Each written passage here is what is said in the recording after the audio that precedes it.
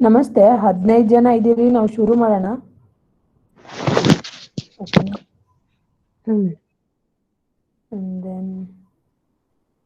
Teaching aptitude ಬಗ್ಗೆ ಇವತ್ತು ಒಂದಷ್ಟು ಹೇಳ್ತೇನೆ. ಈಗ ಸ್ಕ್ರೀನ್ ಶೇರ್ ಮಾಡ್ತಾನೆ, ವರ್ಡ್ ಡಾಕ್ಯುಮೆಂಟ್ಸ್ ಶೇರ್ ಆಗತ್ತಾ ಇಲ್ಲ ಹೇಳಿ. ನೆನ್ನೆ ಫುಲ್ ವೈಟ್ ಅಲ್ಲಿ ಇತ್ತು ಅಂತ ಒಬ್ರು ಹೇಳಿದ್ರು, ಆಮೇಲೆ ಸರಿ ಮಾಡಿದೆ, ಅದು ಸರಿ ಹೋಗಿಲ್ಲ. ಕನ್ಫರ್ಮ್ ಆಗಿ ಹೇಳಿ ಆಯ್ತಾ. ಈಗ 1-2 ನಿಮಿಷ ಅದು ಮಾಡ್ತೇನೆ ನಾನು. ಭಗಿನಿ, ಇಲ್ಲಿ ಗೂಗಲ್ ಮೀಟ್ ಅಲ್ಲಿ ಶೇರ್ ಮಾಡೋವಾಗ ನಾವು 2 ಡಿವೈಸ್ ಇಂದ ಜಾಯಿನ್ ಆಗ್ಬೇಕು ಭಗಿನಿ. ಒಂದ್ರಿಂದ ನಾವು ಎಕ್ಸ್ಪ್ಲೈನ್ ಮಾಡಕ್ಕೆ ಒಂದ್ಸರಿ ಜಾಯಿನ್ ಆದ್ರೆ ಸ್ಕ್ರೀನ್ ಶೇರಿಗೆ ಇನ್ನೊಂದ್ರಿಂದ ಜಾಯಿನ್ ಆಗ್ಬೇಕಾಗತ್ತೆ, 2 ಡಿವೈಸಸ್ ಇಂದ.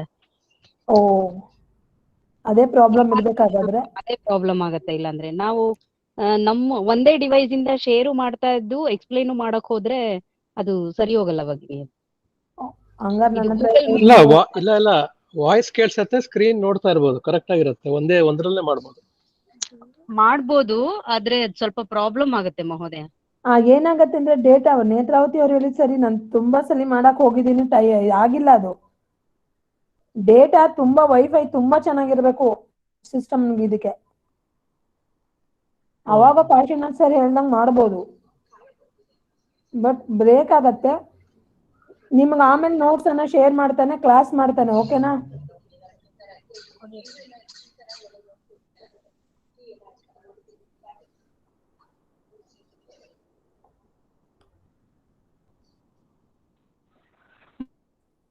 PPT ನೀವು ಆಮೇಲೆ ಹೇಗೂ ಶೇರ್ ಮಾಡ್ತೀರಲ್ವಾ, ಸೊ ನೀವು ಬರೀ ಪಾಠ ಮಾಡಿದ್ರೆ ಸಾಕು ಮ್ಯಾಮ್. PPT ಮ್ಯಾಂಡೇಟರಿ ಅವಶ್ಯಕತೆ ಬರಲ್ಲ ಅನ್ಸುತ್ತೆ.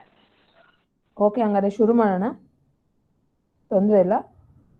ನಾಳಿದಿಂದ ನಮ್ಮ ಯೂನಿವರ್ಸಿಟಿಯಲ್ಲೇ ಮಾಡ್ತೇವೆ, ಅಲ್ಲಿ ವೈಫೈ ಚೆನ್ನಾಗಿದೆ, ಅಲ್ಲಿ ಶೇರ್ ಮಾಡ್ಕೊಡ್ತೇನೆ, ತೊಂದ್ರೆ ಇಲ್ಲ. ಅಥವಾ ನೀವು ವಾಟ್ಸ್ಆಪ್ ಅಲ್ಲಿ ನಮ್ಗೆ ಯಾರಿಗಾರು ಕಳ್ಸಿದ್ರೆ ನಾವು ಶೇರ್ ಮಾಡ್ಬೋದು ಮೇಡಮ್ ಸ್ಕ್ರೀನ್. ವಾಟ್ಸ್ಆಪ್ ಪ್ರಾಬ್ಲಮ್ ಏನಂದ್ರೆ ನಿಮ್ಗೆ ಲಿಂಕ್ ನಂದ್ರಲ್ಲಿ ಫೋನ್ ಅಲ್ಲಿ ಸ್ಕ್ಯಾನರ್ ಹೋಗಿದೆ ಸರ್. ವಾಟ್ಸ್ಆಪ್ ಸ್ಕ್ಯಾನ್ ಕೊಡಾಗ್ತಾ ಇಲ್ಲ ನಂಗೆ. ಓಕೆ, ನಾನು ನಾಳೆ ಮಾಡ್ಕೊಡ್ತಾನೆ, ನಿಮ್ಗೆ ಶೇರ್ ಮಾಡ್ಕೊಡ್ತೇನೆ ಫುಲ್ PPT-ನ. ಓಕೆನಾ?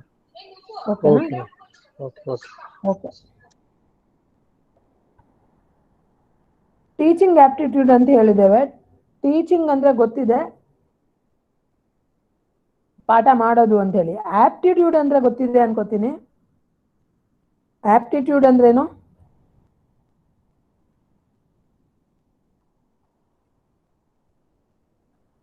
ಎಬಿಲಿಟಿ ಅಂತ ಹೇಳ್ತೇವೆ. ಟೀಚಿಂಗ್ ಎಬಿಲಿಟಿಯನ್ನ, ಸ್ಕಿಲ್ ಅನ್ನ ನಾವು ಆಪ್ಟಿಟ್ಯೂಡ್ ಅನ್ನೋ ಪದದಲ್ಲಿ ಹೇಳ್ತೇವೆ. ಒಂದು ಬಾರಿ ಯಾವಾಗ್ಲೂ ನಿಮ್ಗೆ ಆಪ್ಟಿಟ್ಯೂಡ್ ಅಂದ್ರೆ ಏನು ಅಂತಾನೆ ಕೇಳಿದಾನೆ ಕ್ವಶನ್.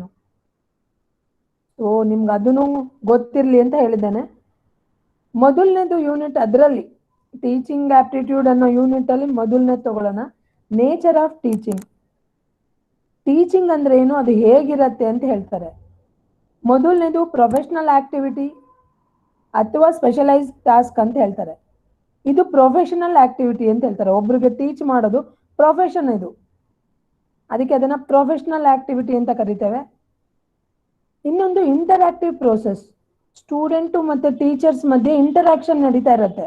ಕಂಟಿನ್ಯೂಸ್ ಇಂಟರಾಕ್ಟಿವ್ ಪ್ರೋಸೆಸ್ ಹೇಳ್ಬೋದು, ಕಂಟಿನ್ಯೂಸ್ ಇಂಟರಾಕ್ಷನ್ ಪ್ರೋಸೆಸ್ ಅಂತಾನು ಹೇಳ್ಬೋದು. ಹೌದಾ? ವಿದ್ಯಾರ್ಥಿಗಳಿಗೆ ಮತ್ತೆ ಟೀಚರ್ಗೆ ಒಂದು ಏನಂತೇವೆ, ನಿರಂತರವಾಗಿ ಸಂವಹನ ನಡೀತಾ ಇರತ್ತೆ. ಅದಕ್ಕೋಸ್ಕರ ಇದನ್ನ ಇಂಟರಾಕ್ಟಿವ್ ಪ್ರೋಸೆಸ್ ಅಂತಾನು ಕೊಡ್ಬೋದು. ಇನ್ನೊಂದು science as well as art ಅಂತ ಹೇಳ್ತೇವೆ. ಸೈನ್ಸ್ ಅಂತ ಯಾಕೆ ಕರಿತೇವೆ? ಈ ಟೀಚಿಂಗ್ ನ ಸೈನ್ಸ್ ಅಂತಾನು ಕರಿತೇವೆ. ಯಾಕೆ ಅಂದ್ರೆ ಕಾಸ್ ಅಂಡ್ ಎಫೆಕ್ಟ್ ಇದೆ ಅಂತ. Why teaching is called as science question ಇರತ್ತೆ ನಿಮ್ಗೆ. Why teaching is called as science ಅಂತ ಕೇಳಿದ್ರೆ, because of the nature it contains cause and effect ಅಂತ ಹೇಳ್ಬೇಕಾಗತ್ತೆ ನೀವು. ಅದಕ್ಕೋಸ್ಕರ ಸೈನ್ಸ್ ಅಂತೇವೆ. ಸೈನ್ಸ್ ಅಂತಂದ್ರೆ ಎಕ್ಸ್ಪೆರಿಮೆಂಟ್ ಇರುತ್ತೆ, ಒಂದು ಕಾರಣ ಇರುತ್ತೆ, ಅದಕ್ಕೆ ಕಾರ್ಯ ಇರುತ್ತೆ. ಯಾವುದೇ ಕಾರ್ಯ ಆಗಿದ್ರು ಅದಕ್ಕೆ ಕಾರಣ ಹುಡ್ಕೋಕ್ ಹೋಗ್ತೇವೆ ಸೈನ್ಸ್ ನಲ್ಲಿ. ಹಾಗಾಗಿ ಟೀಚಿಂಗು ಕೂಡ ಸೈನ್ಸು. ಹಾಗೆ ಆರ್ಟ್ ಅಂತ ಹೇಳ್ತೇವೆ. ಆರ್ಟ್ ಅಂತ ಹೇಳಿದ್ರೆ ನಿಮ್ಗೆ ಕಲೆ ಅಂತ ಹೇಳ್ತೇವೆ. ಪ್ರತಿಯೊಬ್ರು ಇಂಡಿವಿಜುವಲ್ ನಾನ್ ಪಾಠ ಮಾಡೋದು ಬೇರೆ ತರ ಇರ್ಬೋದು, ಕವಿತಾ ಮೇಡಮ್ ಪಾಠ ಮಾಡೋದು ಬೇರೆ ತರ ಇರ್ಬೇಕು, ಋಷಿದೇವ್ ಭಾರ್ಗವ್ ಮಾಡೋದೇ ಬೇರೆ ತರ. ಅವ್ರದೇ ಆದ ಇಂಡಿವಿಜುವಾಲಿಟಿ ಇರತ್ತೆ. ಅವ್ರು ತಮ್ಮ ಯಾವ ರೀತಿ ಪಾಠ ಮಾಡ್ಬೇಕು ಅಂತ ಇಟ್ಕೊಳ್ತಾರೋ ಆ ರೀತಿ ತಮ್ಮನ್ನ ಇದ್ ಮಾಡ್ಕೊಂಡು ಮಾಡೋದ್ರಿಂದ, ವಿಭಿನ್ನತೆ ಇರೋದ್ರಿಂದ ಇದನ್ನ ಆರ್ಟ್ ಅಂತಾನು ಕರಿತೇವೆ. ನಿಮಗ್ ಕೊಟ್ರೆ ಹಾಗೆ ಕೊಡ್ತಾರೆ. Why do it called as art? Because it is individual, because it is difference in nature ಅಂತ ಹೇಳಿದ್ರೆ, that's why we will teaching is called as art ಅಂತ ಹೇಳ್ತೇವೆ. Because it has cause and effect, it is called as science ಹೇಳ್ತೇವೆ. And then it is also called as dynamic process. Dynamic process means at a time so many actions are going on. At the same time so many actions are running. That's why it is called dynamic process. ಒಂದೇ ಕಾಲದಲ್ಲಿ ಹಲವಾರು ಕೆಲಸಗಳು, ಕ್ರಿಯೆಗಳು ನಡೀತಾ ಇದ್ರೆ ಅದನ್ನ dynamic ಅಂತ ಕರಿತೇವೆ. ನಾವು ಓದ್ತಾ ಇದ್ದೇವೆ, ಬರಿತಾ ಇದ್ದೇವೆ, ಕೇಳ್ತಾ ಇದ್ದೇವೆ, ಗಮನ ಕೊಟ್ಟು ಏನೋ ಇನ್ನೊಂದಷ್ಟು ನೋಡ್ತಾ ಇರ್ತೇವೆ. ಎಲ್ಲವೂ ಅಟ್ ಎ ಟೈಮ್, ಒಂದೇ ಟೈಮ್ ನಲ್ಲಿ ಎಲ್ಲವೂ ಕೆಲಸ ನಡೀತಾ ಇರುತ್ತೆ ಟೀಚಿಂಗ್ ನಲ್ಲಿ, both students and teacher. That's why it is called as dynamic process. And then also it is, by nature it is social and human. Social ಅಂತ ಹೇಳ್ತೀವಿ, ಸಾಮಾಜಿಕ ಪ್ರಕ್ರಿಯೆ ಅಂತ ಕರಿತೀವಿ, ಮಾನವ ಪ್ರಕ್ರಿಯೆ ಅಂತಾನು ಕರಿತೇವೆ. ಯಾಕೆ ಅಂತ ಹೇಳಿದ್ರೆ ಟೀಚಿಂಗ್ ನಡೀತಾ ಇರೋದು ಮನುಷ್ಯರ ನಡುವೆ. ಮತ್ತೆ ಸೋಷಿಯಲ್ ಅಂತ ಹೇಳಿದ್ರೆ ಒಬ್ಬರ ಜೊತೆ ಇಂಟರಾಕ್ಟ್ ಮಾಡೋದೇ ಸೋಷಿಯಲ್ ಅಂತ ಹೇಳೋದು. ನಾವು ಕೇಳ್ತೀವಲ್ಲ, ಇವನು ತುಂಬಾ ಸೋಷಿಯಲ್ ಅಲ್ಲ ಅಂತ ಹೇಳ್ತೇವೆ. ಯಾಕೆ ಅಂತ ಹೇಳಿದ್ರೆ ಅವನು ಬೇರೆ ಮನುಷ್ಯರ ಜೊತೆ ಬೆರೆಯೋದನ್ನ ನೋಡಿ ಹೇಳ್ತೇವೆ, ಅವ್ನು ಸರಾಗವಾಗಿ ಸೋಷಿಯಲೈಸ್ ಆಗ್ಬಿಡ್ತಾನಪ್ಪ ಅಂತ ಹೇಳ್ತೇವೆ. ಟೀಚಿಂಗು ಕೂಡ dynamic, social and human in nature ಅಂತ ಹೇಳ್ಬೋದು. ಯಾಕೆ ಅಂತ ಕೇಳ್ತಾರೆ, ಬಿಕಾಸ್ ಆಫ್ ಇಂಟರಾಕ್ಷನ್. ಕಾರಣ ಕೇಳ್ಬೋದು, ನಿಮಗೆ ಕ್ವೆಶನ್ ಕೇಳ್ಬೋದು, ಅಥವಾ ಹ್ಯೂಮನ್ ಇನ್ ನೇಚರ್ ಅಂತ ಕೇಳ್ಬೋದು, ಅಥವಾ 4-5 ಕೊಟ್ಟು ಯಾವುದು ನೇಚರ್ ಆಫ್ ಟೀಚಿಂಗ್ ಅಂತ ಕೊಟ್ಟು ಕೊನೆಯಲ್ಲಿ ನಿಮ್ಗೆ ಎಬೌವ್ ದಿ ಆಲ್ ಅಂತ ಕೇಳ್ಬೋದು. ಸೊ ಇಷ್ಟು ಕೂಡ ನಿಮ್ಗೆ ನೇಚರ್ ಆಫ್ ಟೀಚಿಂಗ್ ಆಗತ್ತೆ. ಮೊದಲನೇದು ಪ್ರೊಫೆಷನಲ್ ಆಕ್ಟಿವಿಟಿ ಅಥವಾ ಸ್ಪೆಷಲೈಸ್ಡ್ ಟಾಸ್ಕ್. ಪ್ರೊಫೆಷನ್ ಅಂತ ಯಾವಾಗ ಕರ್ಸ್ಕೊಳ್ಳುತ್ತೆ ಅಂದ್ರೆ ಅದು ಅದರದೇ ಆದ ಒಂದು ಸ್ಪೆಷಾಲಿಟಿ ಇರುತ್ತೆ. ನಾವಿಲ್ಲಿ ಒಂದು ಗುರಿ ಇರುತ್ತೆ, ಆ ಗುರಿಯನ್ನ ಹೊಂದ್ಲಿಕ್ಕೋಸ್ಕರನೇ ಏನ್ ಕೆಲಸ ಮಾಡ್ತೀವೋ ಅದನ್ನ ಪ್ರೊಫೆಷನ್ ಅಂತ ಕರಿತೇವೆ. ಡಾಕ್ಟರು, ನೀವು ಪೊಲೀಸ್ ಆಗ್ಬೋದು, ಡಾಕ್ಟರ್ ಆಗ್ಬೋದು, ಇಂಜಿನಿಯರ್ ಆಗ್ಬೋದು, ಅವ್ರದ್ದೆಲ್ಲ ಒಂದೊಂದು ಟಾಸ್ಕ್ ಇರುತ್ತೆ. ಹಾಗೆ ಟೀಚಿಂಗು ಕೂಡ ಸ್ಪೆಷಲೈಸ್ ಟಾಸ್ಕ್ ಆಗಿರೋದ್ರಿಂದ ಪ್ರೊಫೆಷನಲ್ ಅಂತ ಕರಿತೇವೆ. ಕಾರಣ ಕೇಳ್ಬೋದು, ಪ್ರೊಫೆಷನಲ್ ಯಾಕೆ ಅಂತ ಕೇಳ್ಬೋದು. ಇನ್ನೊಂದು interactive process, second one. By nature it is interactive. ವಿಶೇಷವಾಗಿ ಇದು ಇಂಟರಾಕ್ಷನ್, ಸಂವಹನ ಕಂಟಿನ್ಯೂಸ್ ಆಗಿರೋದ್ರಿಂದ ಇದನ್ನ ಹೇಳ್ತೇವೆ. ಹಾಗೆ ಇದನ್ನ science as well as art ಅಂತ ಕರಿತೇವೆ. ಸೈನ್ಸ್ ಯಾಕೆ ಕರಿತೇವೆ ಅಂತ ಕೇಳ್ಬೋದು. ಇದು ವೈಜ್ಞಾನಿಕ ಪ್ರಕ್ರಿಯೆ ಅಂತ ಯಾಕೆ ಕರಿತೇವೆ ಅಂತ ಹೇಳಿದ್ರೆ, ಕಾರಣ ಕಾರ್ಯ ಭಾವನೆ ಇರೋದ್ರಿಂದ, ಕಾಸ್ and effect. It contains the teaching processing contains cause and effect. That's why it is called as science ಅಂತ ಹೇಳ್ಬೋದು. As well as it is an art because of its individuality. That's why it is called as art ಅಂತ ಹೇಳ್ತೇವೆ. And as well as it is called as dynamic process. ಯಾಕೆ dynamic ಅಂತ ಹೇಳಿದೆ, same at a time so many actions are going on. That's why it is called as dynamic. ಇನ್ನೊಂದು social ಇದೆಯಾ ಅಂತ ಕೇಳ್ತಾರೆ ನಿಮ್ಗೆ. ಹೌದು, it is by nature it is social and it is human in nature. ಇದಿಷ್ಟನ್ನ ನೀವು nature of teaching ಅಲ್ಲಿ ಹೇಳ್ಬೋದು. ನೆಕ್ಸ್ಟ್ ಇದರಲ್ಲೇ ಯೂನಿಟ್ ಅಲ್ಲಿ ನಿಮ್ಗೆ ಆಬ್ಜೆಕ್ಟಿವ್ ಆಫ್ ಟೀಚಿಂಗ್. ನೀವು ಮುಂದೆ ಹೋಗೋದು ಟೀಚಿಂಗು ಅಥವಾ ರಿಸರ್ಚ್ ಆಗಿರೋದ್ರಿಂದ ಟೀಚಿಂಗ್ ಅಲ್ಲಿ ಉದ್ದೇಶ ಏನಿರುತ್ತೆ, ಯಾವ ಉದ್ದೇಶ ಯಾಕೆ ಬೇಕು ಟೀಚಿಂಗ್ ಅಂತ ಹೇಳಿದ್ರೆ, ಫಾರ್ಮೋಸ್ಟ್ ಅಂತ ಫಸ್ಟ್ ಅಂತ ಹೇಳಿದ್ರೆ ನಿಮ್ಗೆ ಉದ್ದೇಶ ಏನಂದ್ರೆ ಇಂಪಾರ್ಟ್ ನಾಲೆಡ್ಜ್, ಜ್ಞಾನವನ್ನ ತಗೊಳ್ಳಿಕ್ಕೋಸ್ಕರ. ನಾವು ಪಾಠವನ್ನು ಕೇಳ್ತೇವೆ ಅಥವಾ ಹೇಳ್ತೇವೆ, ಎರಡೂ ಕೂಡ. ಟು ಡೆವಲಪ್ ಸ್ಕಿಲ್ಸ್, ಒಂದಷ್ಟು ಕೌಶಲ್ಯಗಳನ್ನ ಅಭಿವೃದ್ಧಿ ಪಡಿಸ್ಕೊಳ್ಳಿಕ್ಕೋಸ್ಕರ ಕೂಡ ಉದ್ದೇಶ ಇಟ್ಕೊಂಡು ಕೂಡ ನಾವು ಪಾಠವನ್ನ ಕೇಳ್ತೇವೆ, ಹೇಳ್ತೇವೆ. ಇನ್ನೊಂದು make friendly environment. Make friendly environment ಅಂತ ಹೇಳ್ತೇವೆ.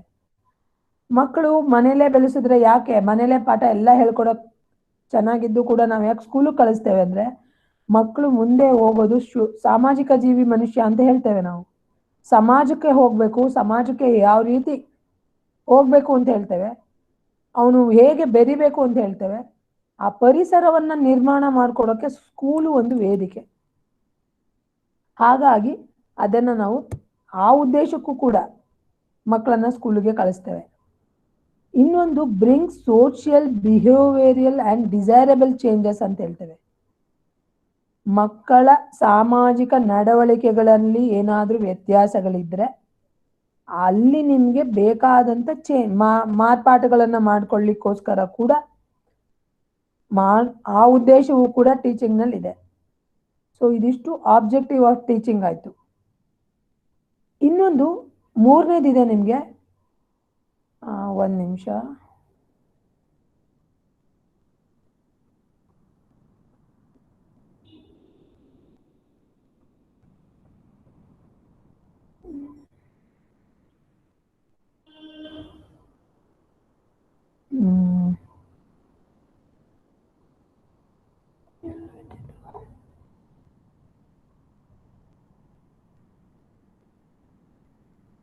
One second.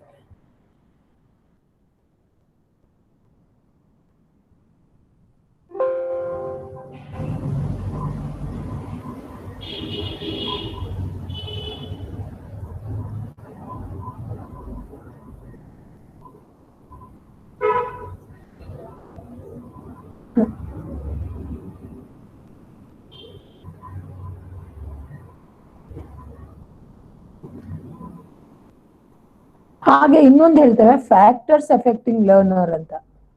Both learner and teacher. Factors affecting of teacher ಅಂತ ಇಟ್ಕೊಳ್ಳಿ ಮೊದಲು. ಪರ್ಸನಲ್ ಬ್ಯಾಕ್ಗ್ರೌಂಡ್, ಟೀಚರಿನ ಪರ್ಸನಲ್ ಬ್ಯಾಕ್ಗ್ರೌಂಡು ಕೂಡ ನಿಮಗೆ ಟೀಚಿಂಗ್ ನಲ್ಲಿ ಎಫೆಕ್ಟ್ ಆಗತ್ತೆ. ಅವ್ರು ಯಾವ್ದಾದ್ರು ಸಾಮಾಜಿಕ ದಮನಿತ ಇವರಿಂದ ಬಂದಿದ್ರೆ ಅವರಲ್ಲಿ ಕೆಲವೊಂದು ಒತ್ತಡಗಳಿರತ್ತೆ, ಆ ರೀತಿಯಲ್ಲಿ ಅವ್ರು ಬಿಹೇವಿಯರ್ ಮಾಡ್ತಾ ಇರ್ತಾರೆ. ಇನ್ನೊಂದು ಹಿಂದಿನ ಎಕ್ಸ್ಪೀರಿಯನ್ಸ್ ಏನಿದೆ, ಹಿಂದೆ ಅವ್ರಿಗಾದಂತ ಎಕ್ಸ್ಪೀರಿಯನ್ಸ್ ಏನಿರುತ್ತೋ ಅದ್ರದ್ದು ಮೇಲೂ ಕೂಡ ನಿಮ್ಗೆ ಟೀಚಿಂಗ್ ಎಫೆಕ್ಟ್ ಆಗತ್ತೆ. ಹಾಗೆ ಇಂಟ್ರೆಸ್ಟ್ ಕೂಡ, ಯಾವ್ದು ಸಬ್ಜೆಕ್ಟ್ ಅಲ್ಲಿ ಇಂಟ್ರೆಸ್ಟ್ ಇದೆಯೋ ಹಾಗೆ. ಈಗ ನನ್ ಕೇಳಕ್ ಹೋದ್ರೆ ನಾನು ಎಲ್ಲವನ್ನೂ ಕಾವ್ಯಗಳನ್ನ ಸೊಗಸಾಗಿ ಪಾಠ ಮಾಡೋದು ನಂಗೆ ಬರಲ್ಲ, ಯಾಕಂದ್ರೆ ನಂಗೆ ಇಂಟ್ರೆಸ್ಟ್ ಇಲ್ಲ. ನಾನು ಓದ್ಕೊಂಡ್ ಬಂದಿದ್ದು 13 ವರ್ಷ ಓದ್ಕೊಂಡ್ ಬಂದಿದ್ದು ವ್ಯಾಕರಣ ಆಗಿರೋದ್ರಿಂದ ಅಷ್ಟೇ ವಿಷಯ, ಶಬ್ದ, ಅರ್ಥ, ಅದಕ್ಕೇನ್ ಮೀನಿಂಗ್ ಇದೆ, ಅದಕ್ಕೇನು ಪ್ರಕೃತಿಗೇನು, ಪ್ರತ್ಯಯಕ್ಕೇನು ಅಂತ ಹೇಳ್ಬಿಟ್ಟು ಹೊಟ್ಟೋಗ್ಬಿಡ್ಬೋದು. ಸ್ವಾರಸ್ಯವಾಗಿ ರಸಾತ್ಮಕವಾಗಿ ಕಾವ್ಯವನ್ನ ಹೇಳೋಕೆ ನಂಗೆ ಬರೋದಿಲ್ಲ. ಸೊ ಇದು ಪರ್ಸನಲ್ ಫ್ಯಾಕ್ಟರು ನಾನು ಎಫೆಕ್ಟ್ ಆಗುವಂಥದ್ದು.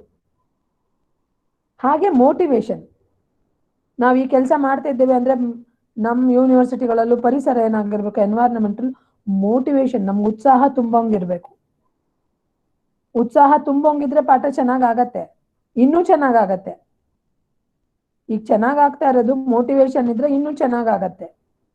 ಇನ್ನು ಇನ್ಫ್ರಾಸ್ಟ್ರಕ್ಚರು ಕೂಡ, ಇನ್ಫ್ರಾಸ್ಟ್ರಕ್ಚರು ಇದಕ್ಕೆ ಬರುತ್ತೆ, ಅದರ್ ಅಂತ ಹೇಳಿ ಬರುತ್ತೆ. ಇದು ನಿಮ್ಗೆ ಟೀಚರ್ದಾದ್ರೆ personal background, prior experience, interest, motivation ಅಂತ ಹೇಳ್ಬೋದು. ಇನ್ನು ಮುಂದೆ ಇರತ್ತೆ, ಇದು ಇವತ್ತಿಗೆ ಇಷ್ಟನ್ನ ಹೇಳ್ತೇನೆ, ಮುಂದೆ ಇನ್ನೂ ಇದೆ, ಒಂದು 3-4 ಕ್ಲಾಸ್ ಇರತ್ತೆ ನಿಮ್ಗೆ. ಅದ್ರ ಜೊತೆಗೆ ಲರ್ನರ್ ಕೇಳಿದ್ರೆ, ಕ್ಯಾರೆಕ್ಟರ್ ಫ್ಯಾಕ್ಟರ್ಸ್ ಎಫೆಕ್ಟಿಂಗ್ ಲರ್ನರ್ ಆದ್ರೆ ಅವ್ರಿಗೂ ಕೂಡ ಪರ್ಸನಲ್ ಬ್ಯಾಕ್ಗ್ರೌಂಡ್, ಎಕ್ಸ್ಪೀರಿಯನ್ಸ್, ಇಂಟ್ರೆಸ್ಟ್, ಅವ್ರಿಗೂ ಮೋಟಿವೇಶನ್ ಎಲ್ಲವೂ ಆಗತ್ತೆ. ಅದ್ರ ಜೊತೆಗೆ ಅವ್ರಿಗೆ ಇನ್ನೊಂದು ಏನಾಗತ್ತೆ ಅಂತ ಹೇಳಿದ್ರೆ, ಮನೆಯಲ್ಲಿ ಫ್ಯಾಮಿಲಿ ಬ್ಯಾಕ್ಗ್ರೌಂಡ್ ಕೂಡ ಇಂಪಾರ್ಟೆಂಟ್ ಆಗತ್ತೆ ಅವ್ರಿಗೆ. ಸೋಷಿಯಲಾಜಿಕಲ್ ಬ್ಯಾಕ್ಗ್ರೌಂಡ್ ಆಗ್ಬೋದು, ಫ್ಯಾಮಿಲಿ ಬ್ಯಾಕ್ಗ್ರೌಂಡ್ ಆಗ್ಬೋದು. ಆ ಮಗು ದಿನ ಅಳ್ಕೊಂಬರ್ತಾ ಇದೆ ಅಂತ ಹೇಳಿದ್ರೆ, ದಿನ ಲೇಟಾಗಿ ಬರ್ತಾ ಇದೆ ಅಂದರೆ ಒಂದಿನ 2 ದಿನ ಕಾಮನ್ ನೋಡ್ಬೋದು. ಯಾವಾಗಲೂ ಮಂಕಾಗೆ ಕೂತಿರ್ತಾನೆ ಅಂದರೆ ಏನೋ ಮನೇಲಿರುತ್ತೆ, ಕೇಳಬೇಕು. ಅವಾಗ ಟೀಚರು ಅದನ್ನು ಕೇಳಬೇಕು. ಮತ್ತು ಎಲ್ಲ ಮಕ್ಳಿಗೆ ನೀನು ಬರ್ಕೊಂಬಂದಿಲ್ಲ, ಮಾಡಿಲ್ಲ, ಆಗಿಲ್ಲ, ಹೆರಾಸ್ ಮಾಡೋ ಆಗಿಲ್ಲ, ಏನು ಅಂತ ಕೇಳಬೇಕಾಗತ್ತೆ. ಸೊ ಫ್ಯಾಮಿಲಿ ಬ್ಯಾಕ್ಗ್ರೌಂಡ್ ಕೂಡ ಲರ್ನರ್ಗೆ ಎಫೆಕ್ಟ್ ಮಾಡೋಂಥ ಫ್ಯಾಕ್ಟರು ಏನಾ. ಅದಾದಮೇಲೆ ನಿಮಗೆ ಕ್ಯಾರೆಕ್ಟರಿಸ್ಟಿಕ್ಸ್ ಆಫ್ ಲರ್ನರ್ ಅಂತ ಕರಿತೇವೆ. ಕ್ಯಾರೆಕ್ಟರಿಸ್ಟಿಕ್ಸ್ ಆಫ್ ಲರ್ನರ್ ಅಂತ. ಲರ್ನರ್ದಾದರೆ ಮೇಯ್ನ್ ಆಗಿ curious, interest and the asking question ಅಂತ ಹೇಳ್ತೇವೆ. ಕ್ವಶನ್, ಕೆಲವ್ರಿಗೆ ಕ್ವಶನ್ ಕೇಳಬೇಕು ಅಂತ ಇರುತ್ತೆ, ಏನೋ ಮುಜುಗರ, ಮಾಡೋಕ್ಕಾಗಲ್ಲ, ಕಾನ್ಫಿಡೆನ್ಸ್ ಇರೋದಿಲ್ಲ. ಇನ್ನು ಕೆಲವ್ರಿಗೆ ಯದ್ವಾ ಕಾನ್ಫಿಡೆನ್ಸ್ ಇರುತ್ತೆ, ಏನು ಬೇಕು ಅದೆಲ್ಲ ಪ್ರಶ್ನೆ ಕೇಳ್ತಿರ್ತಾರೆ ಅವರು, ಹೈಪರ್ ಆಕ್ಟಿವ್ ಇರ್ತಾರೆ. ಕ್ಯೂರಿಯಾಸಿಟಿ ಅನ್ನೋದು ಮಾತ್ರ ಮೇಯ್ನ್ ಆಗಿ ಲರ್ನರ್ಸ್ದು ಕ್ಯಾರೆಕ್ಟರ್ಸಲ್ಲಿ ಫಸ್ಟ್ ಬರುತ್ತೆ. Second one, he should able to ask questions, whatever he have doubts, he should ask without hesitation. ಇದು ಮೇನ್ ಆಗಿ ಲರ್ನರ್ದು ಕ್ಯಾರೆಕ್ಟರಿಸ್ಟಿಕ್ಸ್ ಅಂತ ಕರಿತೇವೆ ನಾವು. ಹೌದಾ?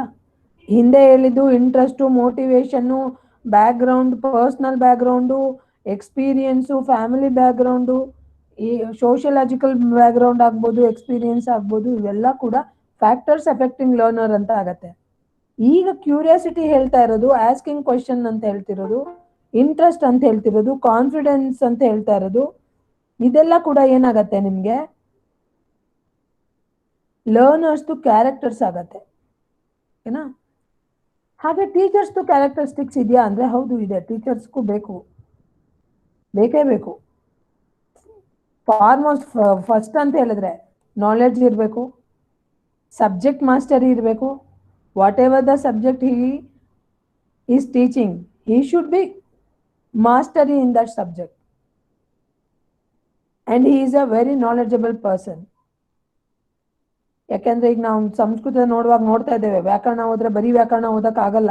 ನ್ಯಾಯದವರು ಏನೋ ಶಬ್ದದ ಬಗ್ಗೆ ಹೇಳಿದ್ದಾರೆ ಕೇಳ್ಕೋಬೇಕು, ಮೀಮಾಂಸದವರು ಏನೋ ಹೇಳಿದ್ದಾರೆ ಕೇಳಬೇಕು, ಅದು ವಿಷಯ ಗೊತ್ತಿರಬೇಕು. ಅದು ನಾನು ವ್ಯಾಕರಣ ಓದಿದ್ದೀನಿ, ನಂಗೆ ನ್ಯಾಯಕ್ಕೂ ಮೀಮಾಂಸಕ್ಕೂ ಸಂಬಂಧ ಇಲ್ಲ ಅಂತ ನಾ ಹೇಳೋ ಹಾಗಿಲ್ಲ.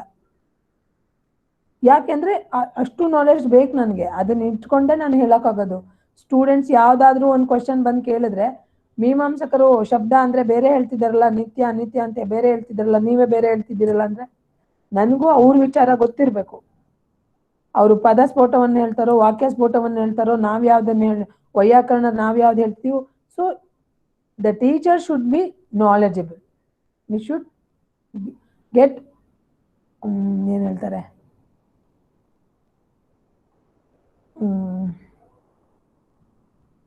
not only for in his subject, he or she also get other branches of studies. ಆದರೂ ಕೂಡ ನಾಲೆಜ್ ಇರಬೇಕು. ನೆಕ್ಸ್ಟ್ ಕಮ್ಯುನಿಕೇಷನ್ ಸ್ಕಿಲ್ ಅಂತೂ ಟೀಚರ್ಗೆ ಇಂಪಾರ್ಟೆಂಟ್. ನನಗೀಗ ಎಷ್ಟು ವಿಷಯ ಗೊತ್ತೋ, ನಾನು how to convey, how to present the in front of learners, I should know that. ಸಂವಹನ ಕಲೆ ಅಂತ ಹೇಳ್ತೇವಲ್ಲ, ಕಮ್ಯುನಿಕೇಷನ್ ಸ್ಕಿಲ್ ನನಗಿರಲೇಬೇಕು. ನಿಮ್ಮ ಡೌಟ್ ಏನು ಅಂತ ನಂಗೆ ಅರ್ಥ ಆಗಕ್ಕೂ ನನಗೆ ಸಂವಹನ ಚೆನ್ನಾಗಿ ಬೇಕು. ನೀವು ಯಾವ ಪಾಯಿಂಟಲ್ಲಿ ನಿಮ್ಗೆ ಡೌಟ್ ಇದೆ ಅಂತ ಹೇಳಿದ್ರೆ ಅದನ್ನು ಅರ್ಥ ಮಾಡ್ಕೊಂಡು ಅದಕ್ಕೆ ಉತ್ತರ ಕೊಡೋಷ್ಟು ಸಾಮರ್ಥ್ಯ ನನ್ನಲ್ಲಿ ಇರಬೇಕು. ನಾವು ಎಷ್ಟೋ ಕಡೆ ನೋಡ್ತೇವೆ, ತುಂಬ ಚೆನ್ನಾಗಿರುತ್ತೆ, ಅವ್ರಿಗೆ ಹೇಳ್ಕೊಡ್ಲಿಕ್ಕೆ ಬರೋದಿಲ್ಲ. ಇದನ್ನ ಮನೆಯಲ್ಲಿ ಅಪ್ಪ ಅಮ್ಮಂದಿರು ನೋಡಿರ್ತೀರಿ, ನಿಮಗೆ ವಿಷಯ ಗೊತ್ತಿರುತ್ತೆ, ಆದರೆ ನಿಮ್ಮ ಮಗುಗೆ ಹೇಳ್ಕೊಡೋಕೆ ಬರಲ್ಲ. ಆ ಸ್ಕಿಲ್ ಬರೋದಿಲ್ಲ ಕಮ್ಯುನಿಕೇಷನ್ಗೆ. ಅಮ್ಮನಾಗಿ ಹೇಳ್ಕೊಡ್ಬೋದು, ಅಪ್ಪನಾಗಿ ಹೇಳ್ಕೊಡ್ಬೋದು ನೀವು, ಆದರೆ ಆ ವಿಷಯವನ್ನ ಟೀಚರ್ ಹೆಂಗೆ ಹೇಳ್ತಾರೆ ಆ ಎಕ್ಸ್ಪೆಕ್ಟ್ ಮಗು ಹೇಗೆ ಮಾಡುತ್ತೋ ಹಾಗೆ ಹೇಳ್ಕೊಡೋಕೆ ಬರೋದಿಲ್ಲ. ಇದು ಸಂವಹನ ಕಲೆ. ಈ ರೀತಿ ಹೇಳ್ಕೊಡ್ಲಿಕ್ಕೂ ಕೂಡ ಒಂದಷ್ಟು ವಾಗ್ವ್ಯವಹಾರ ಅಂತ ಹೇಳ್ತೇವೆ ನಾವು, ಸರಿಯಾಗಿ ಮಾಡಕ್ಕೆ ಬರಬೇಕು. ಈಗ ನಾನು ಒಂದು ವಿಷಯ ತಗೊಂಡು ಹೇಳ್ತೇನೆ ಅಂತ ಹೇಳ್ಬಿಟ್ಟು ವೇದ ಅಂತ ಒಂದು ವಿಷಯ ತಗೊಂಡು ನಾನೇನಾದರೂ ಹೇಳುವಾಗ ಬರೀ ಋಗ್ವೇದ ಅಂತ ತಗೊಂಡಿದ್ದೀನಿ ಅಂದರೆ ಋಗ್ವೇದಕ್ಕೆ ಸಂಬಂಧಪಟ್ಟಿದ್ದು ಎಲ್ಲವನ್ನೂ ಹೇಳ್ಬೋದು. ಋಗ್ವೇದ ಹೇಳ್ತಾ ಸಾಮವೇದ ಹೇಳ್ಬಿಟ್ರೆ ಆಗೋದಿಲ್ಲ. ವಿಷಯಕ್ಕೆ stick on to that subject and convey all the knowledge ಅಂತ ಹೇಳ್ತೇವೆ. ಇದನ್ನ ಕಮ್ಯುನಿಕೇಶನ್ ಸ್ಕಿಲ್ ಅಂತ ಕರಿತೇವೆ. ಸರಿಯಾದ ಪದಗಳನ್ನು ಸರಿಯಾಗಿ ವಾಕ್ಯ ಜೋಡಣೆ ಮಾಡಿ ಹೇಳೋಕ್ಕೂ ಬರಬೇಕು.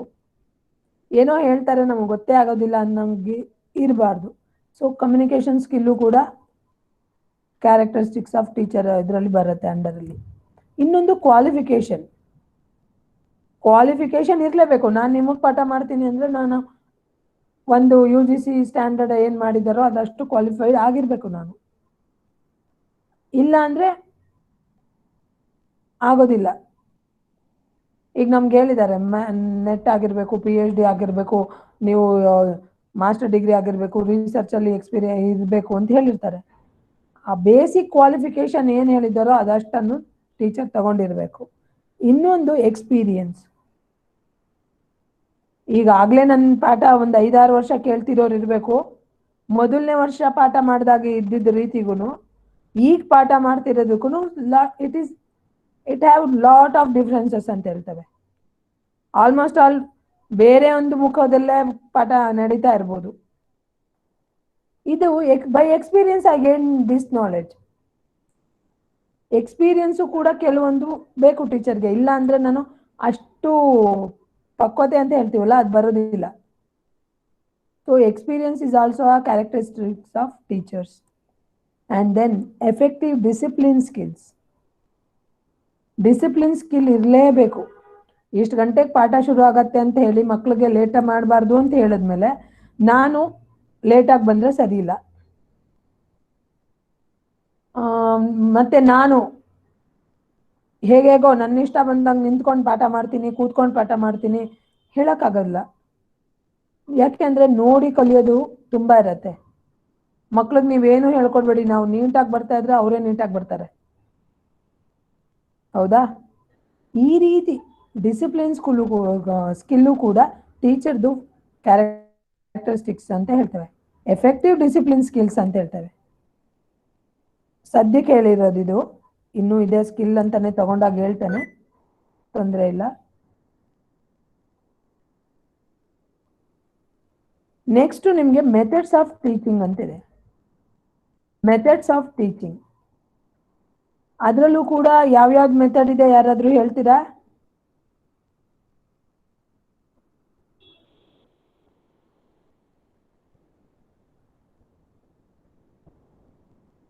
ಸುರೇಖಾ? हाँ yes ma'am.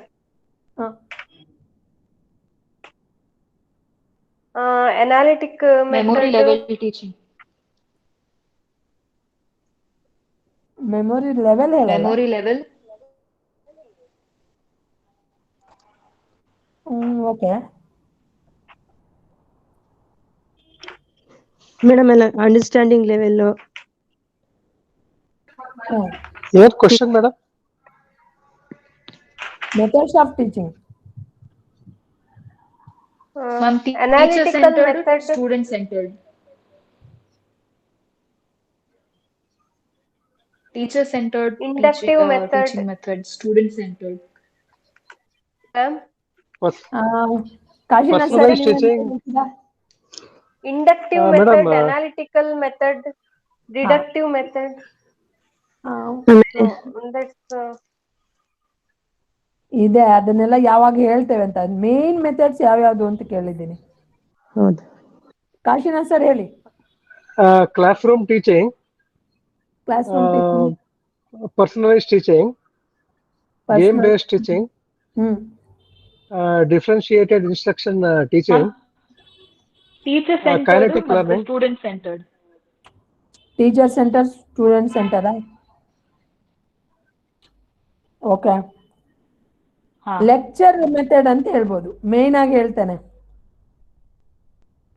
Method of teaching ನಲ್ಲಿ ಆಮೇಲೆ ಬರುತ್ತೆ, ನೀವು ಹೇಳಿದ್ದೆಲ್ಲ ಬರುತ್ತೆ.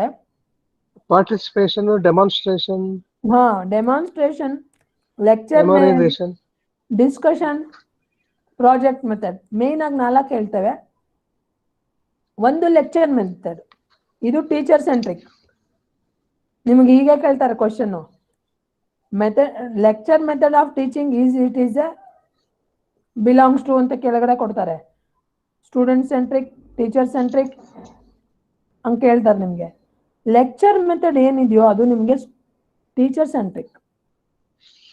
ಇಲ್ಲಿ ಟೀಚರ್ ಮಾತ್ರ ಲೆಕ್ಚರ್ ಕೊಡ್ತಾ ಇರ್ತಾರೆ, ಪಾಠ ಮಾಡಿ ಹೋಗ್ತಾರೆ, ಗೊತ್ತಿದೆಯಲ್ಲ. ಈಗ ನಾವು ಸೆಮಿನಾರ್ ಎಲ್ಲ ಮಾಡ್ತೇವೆ, ಸುಮ್ಮನೆ ಹೇಳ್ಬಿಟ್ಟು ಹೋಗೋದಷ್ಟೇ, ಇಂಟ್ರಾಕ್ಷನ್ ಇರೋದಿಲ್ಲ. ಇಂಥದ್ದು ಕೂಡ ಲೆಕ್ಚರ್ ಮೆಥಡ್ ಅಲ್ಲೂ ಕೂಡ ಟೀಚಿಂಗ್ ನಡೆಯುತ್ತೆ, ಮೇನ್ ಆಗಿ ನಡೆಯುತ್ತೆ. ಆರ್ಟ್ಸ್ ಅಲ್ಲಂತೂ ತುಂಬಾ ನಡೆಯುತ್ತೆ. ನೆಕ್ಸ್ಟ್ ಲ್ಯಾಂಗ್ವೇಜ್ ಲರ್ನಿಂಗ್ಸ್ ಅಲ್ಲೆಲ್ಲ ಲೆಕ್ಚರ್ಸ್ ಜಾಸ್ತಿ. ಇದು first method. Second method discussion ಅಂತ ಹೇಳ್ತೇವೆ.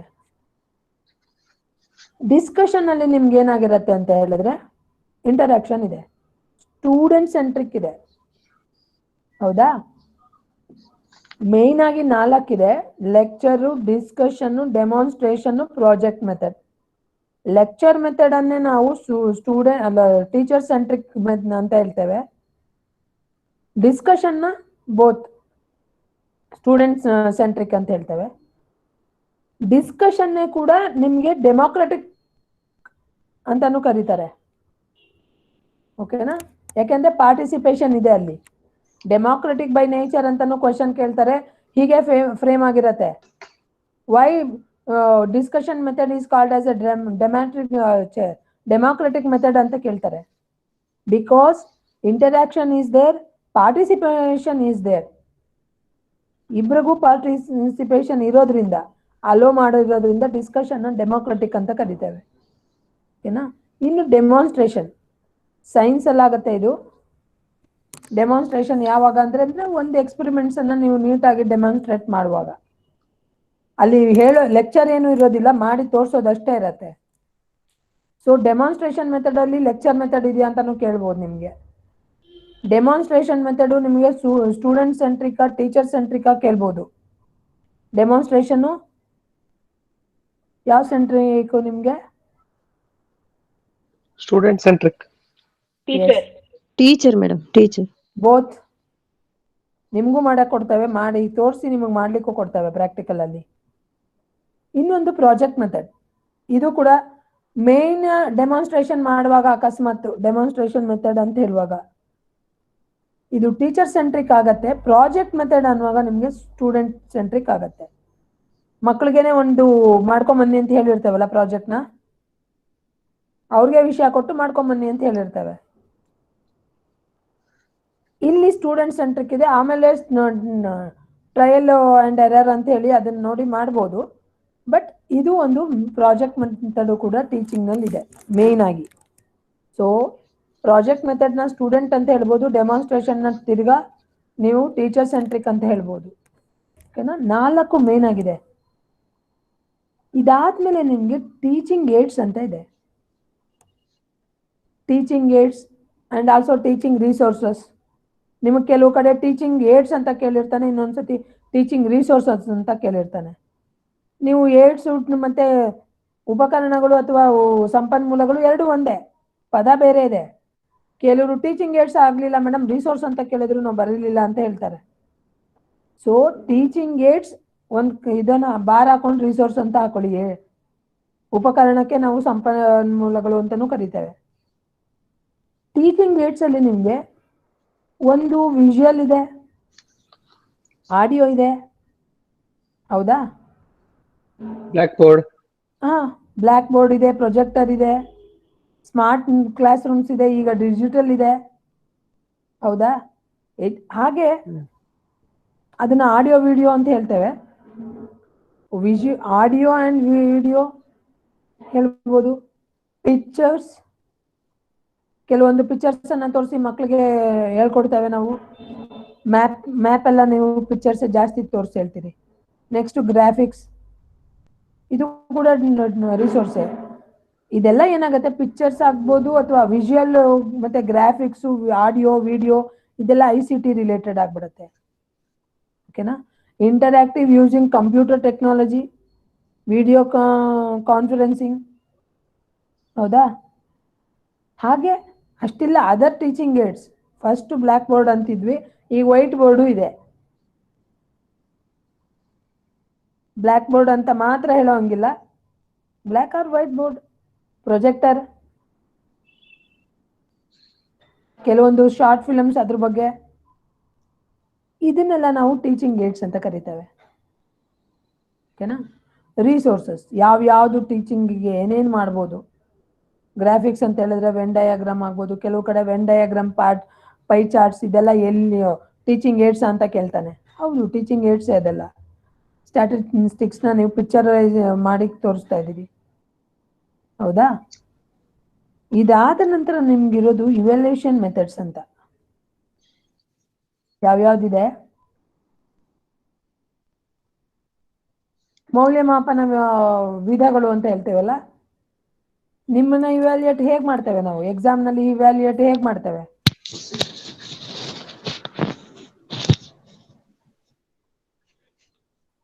ರೈಟಿಂಗ್ ಮತ್ತೆ ಮೌಖಿಕ ಎರಡೂ ಮಾಡ್ತೇವೆ. ಇಂಟರ್ನಲ್ ಅಲ್ಲಿ ನಿಮ್ಗೆ ಸೆಮಿನಾರು ಇದೆ, ಅಸೈನ್ಮೆಂಟು ಇದೆ, return and both oral. Oral methods ಇದೆ, ಇವ್ಯಾಲ್ಯೂಯೇಟ್ ಮಾಡ್ತೇವೆ ನಾವು. ರೈಟಿಂಗ್ ಸ್ಕಿಲ್ಸ್ ಮೇಲೂ ಮಾಡ್ತೇವೆ. ಹೌದಾ? Both oral and return methods are conducted for evaluation ಅಂತ ಹೇಳ್ಬೋದು. ಅದರಲ್ಲಿ ಇವ್ಯಾಲ್ಯೂಯೇಷನ್ ಮೆಥಡ್ಸ್ ಅಂತ ಹೇಳುವಾಗ ಯಾವ್ಯಾವ್ದನ್ನ ಇಟ್ಕೊಂಡು ಮಾಡ್ತೇವೆ ಅಂತ ಹೇಳ್ತಾರೆ. ಫಾರ್ಮೇಟಿವ್ ಅಸೆಸ್ಮೆಂಟ್ ಅಂತ ಹೇಳ್ತೇವೆ. ಒಂದು ಫಾರ್ಮೇಟಿವ್ ಅಸೆಸ್ಮೆಂಟ್, ವೀಕ್ಲಿ ಟೆಸ್ಟ್ ಆಗ್ಬೋದು, ಯೂನಿಟ್ ಟೆಸ್ಟ್ ಆಗ್ಬೋದು. ಒಂದು ಯೂನಿಟ್ ಮುಗಿದ ತಕ್ಷಣ ಕಾರಕ ಮುಗೀತು, ಕಾರಕ ಆದ್ಮೇಲೆ ಎಕ್ಸಾಮ್ ಒಂದು ಟೆಸ್ಟ್ ಕೊಡ್ಬೋದು ನಿಮಗೆ.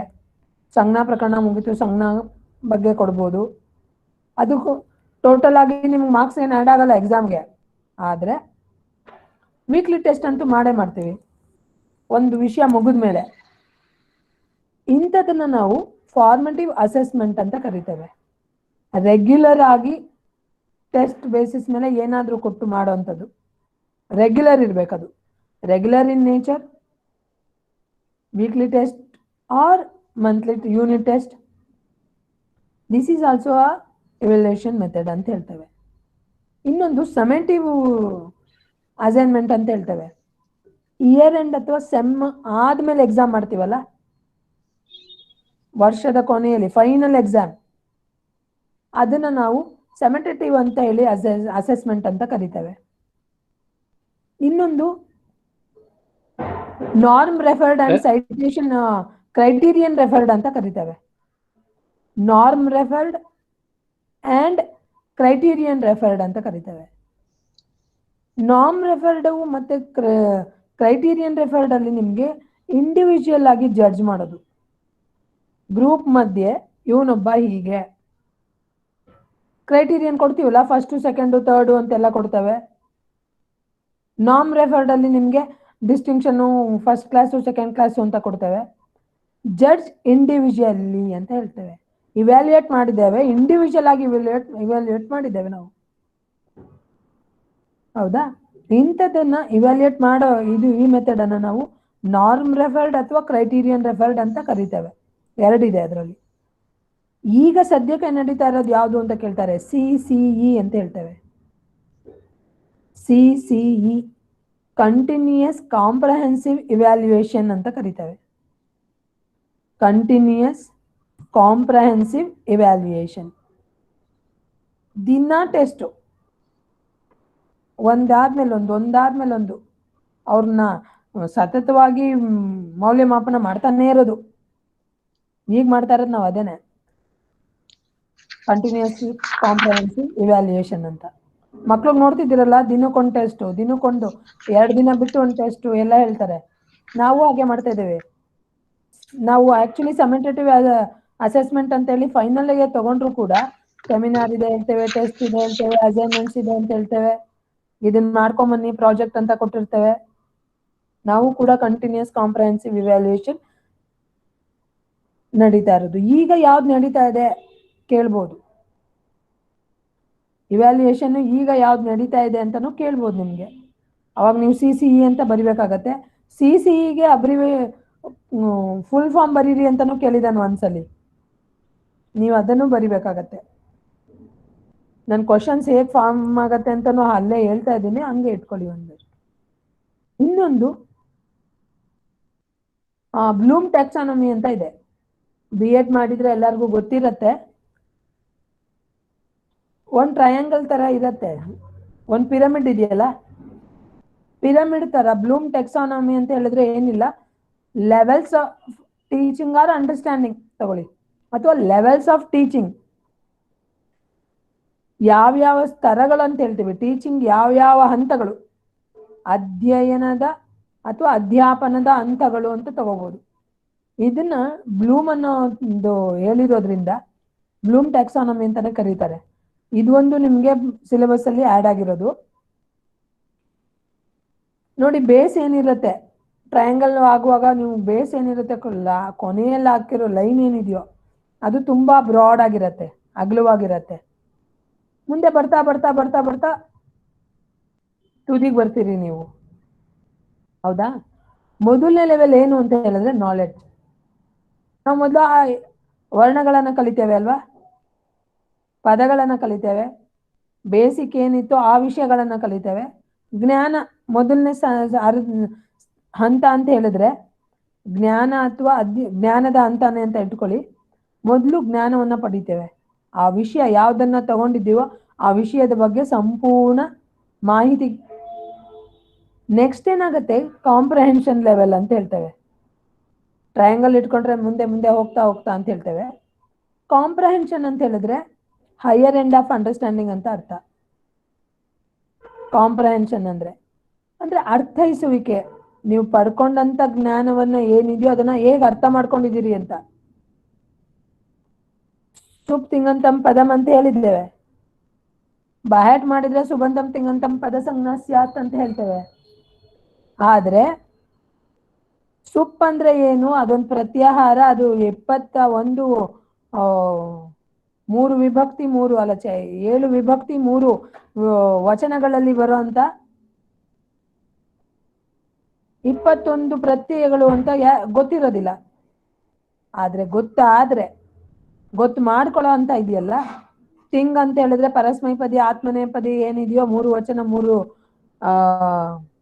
ಪುರುಷಗಳಲ್ಲಿ ಬರೋದು, 9 9 18 ಇದೆ ಅಂತ ಅನ್ಕೊಳ್ಳೋದು, ತಿಳ್ಕೊಳ್ಳೋದೇನಿದೆಯೋ ಅದಷ್ಟನ್ನ ನಾವು ಕಾಂಪ್ರಹೆನ್ಷನ್ ಅಂತ ಕರಿತೇವೆ. ಮೊದಲು ಬೇಕಾಗಿರುವಂತ ಎಲ್ಲಾ ವಿಷಯಗಳು ಎಲ್ಲಾ ಮಾಹಿತಿಗಳನ್ನ ತಗೋತೇವೆ, ಅದನ್ನ ಅರ್ಥೈಸುವಿಕೆ ನೆಕ್ಸ್ಟ್ ಲೆವೆಲ್ ಅಲ್ಲಿ ನಡೆಯುತ್ತೆ, ಕಾಂಪ್ರಹೆನ್ಷನ್ ಅಂತ ಕರಿತೇವೆ. ನಿಮಗೆ ಕೇಳುವಾಗ ಬ್ಲೂಮ್ಸ್ ಟ್ಯಾಕ್ಸಾನಮಿನಲ್ಲಿ ಮೊದಲನೇದು ಯಾವುದು ಅಂತ ಕೇಳ್ಬೋದು, ನಾಲೆಡ್ಜೇ ಹೇಳ್ಬೇಕು, ತುದಿ ಇದೆಯಲ್ಲ ಅದನ್ನ ಹೇಳಕ್ ಹೋಗ್ಬಾರ್ದು. ನೆಕ್ಸ್ಟ್ ನಿಮ್ಗೆ ಅಪ್ಲಿಕೇಶನ್. ನಾಲೆಡ್ಜ್ ಆಯ್ತು, ವಿಷಯ ಜ್ಞಾನ ಪಡ್ಕೊಂಡಾಯ್ತು, ಅರ್ಥೈಸುವಿಕೆಯನ್ನು ಪಡ್ಕೊಂಡಾಯ್ತು, ಮುಂದೆ ಏನ್ ಮಾಡ್ಬೇಕು ಅಂತ. ಕಮಲಮ್ಮ ಮೆತ್ತಿಗೆ ಏನ ಅಪ್ಲಿಕೇಶನ್ ಅಂತ ಕರಿತೇವೆ ನಾವು. ಅದನ್ನ ಹೇಗೆ ಅಪ್ಲೈ ಮಾಡ್ತೀವಿ? ಈಗ ರಾಮ ಅನ್ನೋ ಶಬ್ದ ಬಂದಿದೆ, ರಾಮ ಹೇಳ್ತಾ ಇದ್ದೇವೆ, ಪ್ರಥಮ ವಿಭಕ್ತಿ ಏಕವಚನ, ಸು ಅನ್ನೋದೇ ಹೇಳ್ಬೇಕು ಅಂತ. ಸು ಅನ್ನೋದು ಬರತ್ತೆ, ರಾಮ ಆಗತ್ತೆ ಅಂತ ಹೇಳ್ತೀವಿ, ಅಪ್ಲೈ ಮಾಡ್ತೀವಲ್ಲ.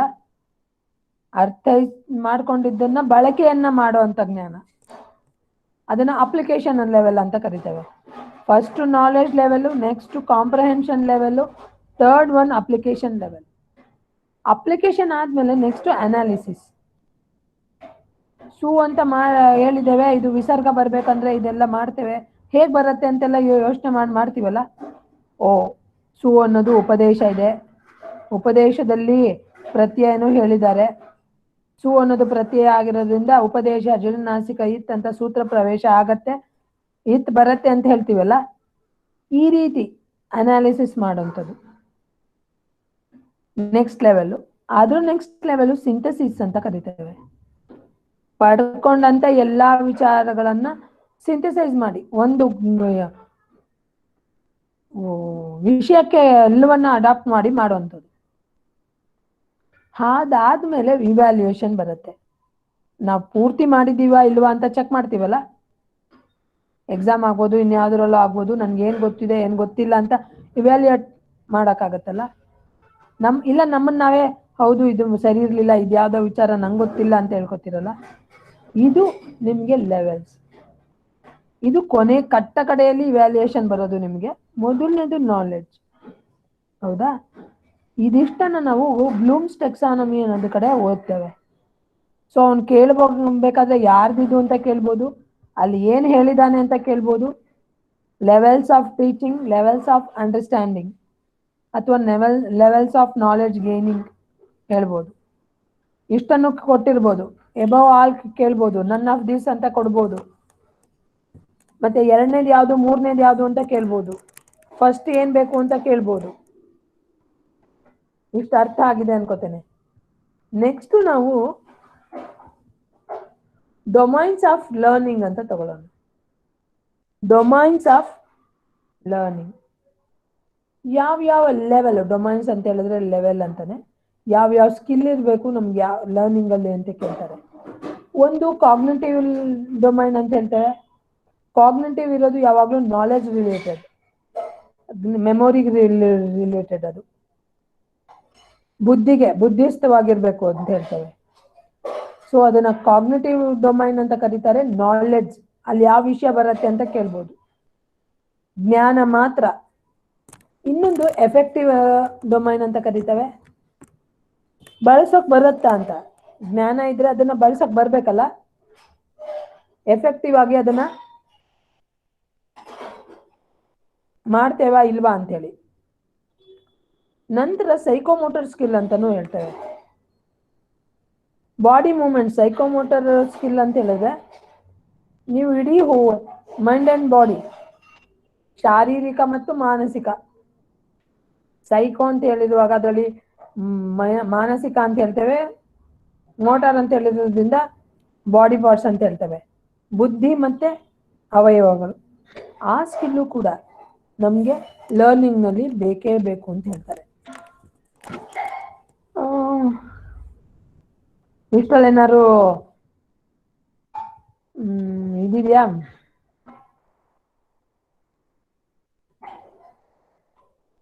ಡೌಟ್ಸ್ ಏನಾದ್ರು ಇದೆಯಾ? ಇಲ್ಲ ಯಾವ್ದಾದ್ರು ಅರ್ಥ ಆಗ್ಲಿಲ್ವಾ? ಮೇಡಮ್ ಇದು ಡೊಮೈನ್ಸ್ ಆಫ್ ಲರ್ನ್ ಅಲ್ಲಿ ಫಸ್ಟ್ ಒನ್ ಹೇಳಿದ್ರಲ್ಲ, ಅದ್ರ ಸ್ಪೆಲ್ಲಿಂಗ್ ಏನ್ ಬರ್ತದೆ? Cognitive CO GN IT IVE. Cognitive ಅಂತ ಅಲ್ವಾ? ಹೌದು, ಕಾಗ್ನಿಟಿವ್. ಸರಿ ಥ್ಯಾಂಕ್ ಯು ಮೇಡಮ್.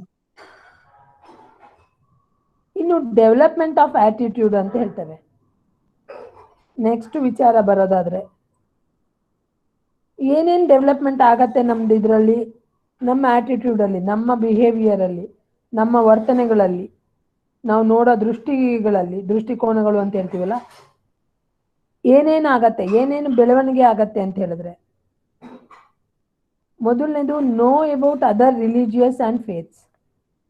ಬೇರೆ ಒಂದು ಧರ್ಮ ಅಥವಾ ಅವರ ನಂಬಿಕೆಗಳು ಏನಿದೆಯೋ, ನಾವು ಹೇಳ್ತೀವಲ್ಲ, ಬೇರೆ ಅನ್ಯ ಧರ್ಮೀಯರಿದ್ರು ಕೂಡ ಹೊರಗಡೆ ಹೋದ್ರೆ, ಸಾಮಾಜಿಕವಾಗಿ ಹೋದ್ರೆ, ಟೀಚಿಂಗು ಲರ್ನಿಂಗ್ ಅಂತ ಹೇಳೋದೆಲ್ಲ ಸೋಷಿಯಲ್ ಪ್ರೋಸೆಸ್ ಅಂತ ಹೇಳ್ಬಿಟ್ಟಿದ್ದೀವಿ ನಾವು. By nature it is A sociological process. ಹಾಗಿರುವಾಗ ಇನ್ನೊಬ್ರ ಬಗ್ಗೆ ಗೌರವನೂ ಇರಬೇಕು, ಇನ್ನೊಂದು ಧರ್ಮದ ಬಗ್ಗೆ ನಂಬಿಕೆನೂ ಇರಬೇಕು. ನಾವು ನಂಬ್ತೀವಿ, ನಾವು ಅಳವಡಿಸ್ಕೊತೀವ ಬಿಡ್ತೀವ ಅದು ಬೇರೆ ಪ್ರಶ್ನೆ. ಆದ್ರೆ ಬೇರೊಬ್ಬರನ್ನ ಗೌರವಿಸೋ ಗುಣ ಇರಬೇಕು. ಅದು ಗೌರವಿಸೋದು ಬರೋದಕ್ಕೆ ಮತ್ತೆ ಇನ್ನೊಂದು ಅವ್ರ ನಂಬಿಕೆಗಳು, ಅವ್ರದ್ದು ಧರ್ಮವನ್ನ ತಿಳ್ಕೊಳ್ಳೋ ಆಸಕ್ತಿ ಬರುತ್ತೆ. ಇದು ಕೂಡ ಟೀಚಿಂಗ್ದು ಒಂದು ಏನಂತಾರೆ, ಡೆವಲಪ್ಮೆಂಟ್ ಆಫ್ ಆಟಿಟ್ಯೂಡ್ ಅಲ್ಲಿ ಒಂದು ಬರುತ್ತೆ. Know about other religions and faiths. ಓಕೆನಾ? ಎರಡನೇದು show respect towards other people's way of life ideas. ನನಗೆ ಇಷ್ಟ ಆಗ್ಲಿಲ್ಲ ಅಂದ ತಕ್ಷಣ ಬೇರೊಬ್ರು ಈ ರೀತಿ ಬದುಕ್ತಿದ್ದಾರೆ ಅಂತ ಹೇಳಿದ್ರೆ ಅಸಹ್ಯ ಪಟ್ಕೊಳ್ಳೋದಾಗ್ಲಿ, ಮುಖ ಹಿಂಡೋದಾಗ್ಲಿ, ಸರಿಯಲ್ಲ ಅಂತ ಹೇಳೋದಾಗ್ಲಿ, ಈ ರೀತಿ ಯಾವುದೇ ಧೋರಣೆಗಳನ್ನ ಹೊಂದದೇ ಇರೋದು, ಅಥವಾ ಬೇರೊಬ್ಬರಿಗೆ ಗೌರವವನ್ನ ಕೊಡೋದು, ಸೂಚಿಸೋದು. ಅವ್ರು ಹೇಗಾದ್ರೂ ಇರ್ಲಿ, ಅವರು ಇದರಲ್ಲಿ ನನ್ನಂಗೆ ಅವರು ಮನುಷ್ಯರು ಅನ್ನೋ ಟ್ರೀಟ್ ಮಾಡೋ ಬುದ್ಧಿ ಬರುತ್ತಲ್ಲ, ಅದು ಕೂಡ ನಿಮಗೆ ಟೀಚಿಂಗ್ ಆ್ಯಂಡ್ ಲರ್ನಿಂಗ್ದು ಕೊಡುಗೆ ಅಂತ ಹೇಳ್ಬೋದು. ಇನ್ನೊಂದು establish friendship with other people. ಸ್ನೇಹಪರತೆಯನ್ನ ಹೊಂದುವಿಕೆ, ನಮ್ಮಲ್ಲಿ ಅದನ್ನ ಹೆಚ್ಚು ಮಾಡ್ಕೊಳ್ಳೋದು ಅಂತ ಹೇಳ್ತೇವೆ. ಇದು ಔಟ್ಕಮ್ ಆಫ್ ಟೀಚಿಂಗ್ ಅಥವಾ ಲರ್ನಿಂಗ್ ಪ್ರೋಸೆಸ್ ಅಂತ ಹೇಳ್ಬೋದು. ನಿಮಗೆ ಕೊಡ್ಬೋದು establish friendship with other people, what it is called ಅಂತ ಕೇಳ್ಬೋದು. ಹೌದಾ? ನೆಕ್ಸ್ಟ್ ನೋಡೋಣ ಟೀಚಿಂಗ್ ಅನ್ನೋ ಬಗ್ಗೆ. ನಿಮ್ಗಿದನ್ನು ಕೇಳ್ತಾರೆ, ಒಂದಷ್ಟು ಜನ ಏನೇನು ಹೇಳಿದ್ದಾರೆ ಅಂತ. ಪ್ರಸಿದ್ಧ ರಿಫಾರ್ಮರ್ಸ್ ಏನಿದಾರೋ ಅವರು ಕೆಲವೊಂದು ಅಧ್ಯಯನ ಟೀಚಿಂಗ್ ಅನ್ನೋದ್ರ ಬಗ್ಗೆನೇ ಕೆಲವೊಂದು ವಿಷಯಗಳನ್ನ ಅವ್ರು ಹೇಳ್ಕೊಂಡು ಹೋಗಿದ್ದಾರೆ. ನಿಮಗೆ ಕೇಳ್ಬೋದು ಆಲ್ಬರ್ಟ್ ಐನ್ಸ್ಟೀನ್ ಟೀಚಿಂಗ್ ಬಗ್ಗೆ ಏನ್ ಹೇಳಿದಾನೆ ಅಂತ. ಟೀಚಿಂಗ್ ಅಂದ್ರೆ ಏನು ಅನ್ನೋದನ್ನ ಹೇಗೆ ಡಿಫೈನ್ ಮಾಡಿದ್ದಾರೆ ಅಂತ. ಐನ್ಸ್ಟೀನ್ ಹೇಳ್ತಾನೆ, awaken of Joy in creative expression and knowledge.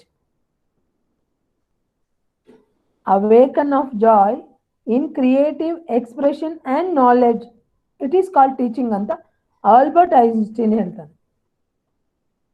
ಅಂದ್ರೆ ಅವೇಕನ್ ಆಫ್ ಜಾಯ್ ನಿಮ್ಮಲ್ಲಿ ಆಲ್ರೆಡಿ ಇದೆ, ಅದು ಸಂತೋಷ ಅನ್ನಂತ ಹೇಳೋದು ನಿಮ್ಮಲ್ಲಿದೆ, ಅದನ್ನ ಉದ್ದೀಪನ ಮಾಡೋದು.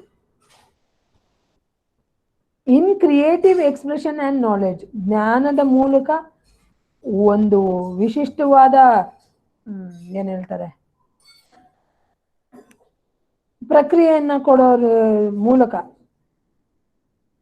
ನಿಮ್ಮನ್ನು ನೀವು ಹೇಗೆ ಎಕ್ಸ್ಪ್ರೆಸ್ ಮಾಡ್ಕೋತೀರಿ ಅಂತ ಹೇಳ್ತೀರಲ್ಲ, ತೋರ್ಪಡಿಸುವಿಕೆ ಅಂತ ಹೇಳ್ತೀರಲ್ಲ, ಅದನ್ನ ಇರೋಂಥ ಸಂತೋಷವನ್ನ ಹೇಗೆ ಜ್ಞಾನ ಬಂದಾಗ ಒಂದು ಸಂತೋಷ ಆಗತ್ತೆ.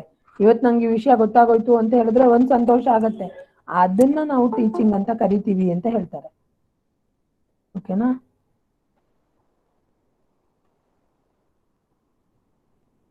ಇನ್ನು ಗೆಲಿಲಿಯೋ ಅಂತ ಹೇಳ್ತಾನೆ. ಗೆಲಿಲಿಯೋ ತಗೊಳ್ಳಿ. You cannot teach a man anything, you cannot teach a man anything, you can only help him to find himself. ನೀವು ಒಬ್ಬ ಮನುಷ್ಯನ್ಗೆ ಏನನ್ನೂ ಹೇಳ್ಕೊಡೋಕೆ ಕಲ್ಸೋದಿಕ್ ಸಾಧ್ಯನೇ ಇಲ್ಲ. ನೀವು ಅಧ್ಯಾಪನದ ಮೂಲಕ ಏನ್ ಮಾಡ್ಬೋದು ಅಂದ್ರೆ, ಅವನು ತನ್ನ ಒಳಗಡೆ ಏನಿದೆ, ತಾನು ಯಾರು ಅಂತ ತಿಳ್ಕೊಳ್ಳಿಕ್ಕೆ ನೀವು ಸಹಾಯ ಮಾಡ್ಬೋದು. ಅದೇ ಟೀಚಿಂಗ್ ಅಂತ ಹೇಳ್ತಾನೆ. ನೀವು ಟೀಚಿಂಗ್ ಅನ್ನೋದು ಇಲ್ವೇ ಇಲ್ಲ. ಒಬ್ರಿಗೆ ಏನನ್ನು ಕಲಿಸ್ತೀವಿ ಅಂತ ಹೇಳ್ತಿದ್ದೀರಲ್ಲ, ಅದೇ ಇಲ್ವೇ ಇಲ್ಲ. ನೀವು ಅವ್ರಿಗೆ ಸಹಾಯವನ್ನ ಮಾಡ್ತೀರಿ, ಅವರನ್ನ ಅವರು ಕಂಡ್ಕೊಳ್ಳಿಕ್ಕೆ ಅಂತ ಹೇಳ್ತಾನೆ Galileo. I will repeat once again. You cannot, ಹೇಳಿ.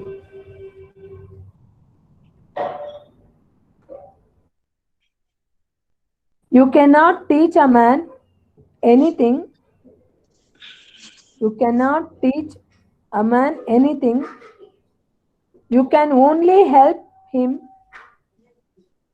You can only help him to find himself.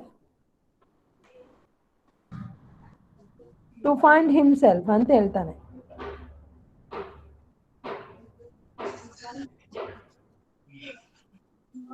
Madam, ವಿವೇಕಾನಂದರ್ ಒಂದು ಪಾಯಿಂಟ್ ಹೇಳ್ತಾರೆ ಇದೇ ವಿಷಯದಲ್ಲಿ, ಹೇಳಲಾ ಮೇಡಮ್? ಹೇಳಿ ಸರ್, ಹೇಳಿ sir. Education is the manifestation of the intelligence already present in a man ಅಂತಾರೆ. ಹೌದು, same ಅದೇ ರಿಪೀಟ್ ಅವರು ಮಾಡ್ತಾ ಇರೋದು. ಸೇಮ್. ಹಾ, ಓಕೆನಾ? ಹೀಗೆ ಅನೇಕ ಗಾಂಧೀಜಿ ಅವ್ರು ಏನ್ ಹೇಳಿದ್ದಾರೆ, ವಿವೇಕಾನಂದರು ಏನ್ ಹೇಳಿದ್ದಾರೆ, ಎಲ್ಲವೂ ಇದೆ. ಮುಂದೆ ಬರುವಾಗ ಅದನ್ನು ಹೇಳೋಣಂತೆ. ಒಂದಷ್ಟು ಅದಕ್ಕೆ ಇಟ್ಕೊಂಡು ಇಷ್ಟು ವರ್ಷಗಳಲ್ಲಿ ಎಷ್ಟು ಜನರದ್ದು ಕೇಳಿದಾರೋ ಅಷ್ಟನ್ನು ಒಂದ್ ಕಡೆ ಹೇಳ್ಬೋದು. ಓಕೆನಾ? ಇನ್ನೊಂದು ಟೈಪ್ಸ್ ಆಫ್ ಟೀಚಿಂಗ್ ಅಂತ ಇದೆ. ಮೆಥಡ್ಸ್ ಆಫ್ ಟೀಚಿಂಗ್ ಹೌದು, ಟೈಪ್ಸ್ ಆಫ್ ಟೀಚಿಂಗ್ ಅಂತ ಇದೆ. ಒಂದು ಆಟೋಕ್ರಾಟಿಕ್ ಟೀಚಿಂಗ್, ಲೆಕ್ಚರ್ ಮೆಥಡ್ ಇದೆಯಲ್ಲ, ಲೆಕ್ಚರ್ ಅಲ್ಲಿ ಆಟೋಕ್ರಾಟಿಕ್ ಟೀಚಿಂಗ್ ಅಂತ ಹೇಳ್ತೇವೆ, ಟೀಚರ್ ಸೆಂಟ್ರಿಕ್ ಅಂತ ಹೇಳಿದ್ವಲ್ಲ, ಅದನ್ನ ಆಟೋಕ್ರಾಟಿಕ್ ಟೀಚಿಂಗ್ ಅಂತಾನೂ ಕರಿತೇವೆ. ಮೂರನ್ನು ಬೇಕಾದ್ರೆ ಒಂದೇ ಇದ್ರಲ್ಲಿ ಹಾಕೋಬಹುದು ನೀವು. ಆಟೋಕ್ರಾಟಿಕ್ ಟೀಚಿಂಗ್ ಬ್ರಾಕೆಟ್ ಹಾಕೊಳ್ಳಿ ಅಥವಾ ಒಂದು ಸ್ಲ್ಯಾಶ್ ಹಾಕೊಳ್ಳಿ, ಟೀಚರ್ ಸೆಂಟ್ರಿಕ್ ಲೆಕ್ಚರ್ ಯಾವ ಜನ ಕೊಡ್ತಾರೆ ಅಂತ ಹೇಳುವಾಗ. ಓಕೆನಾ?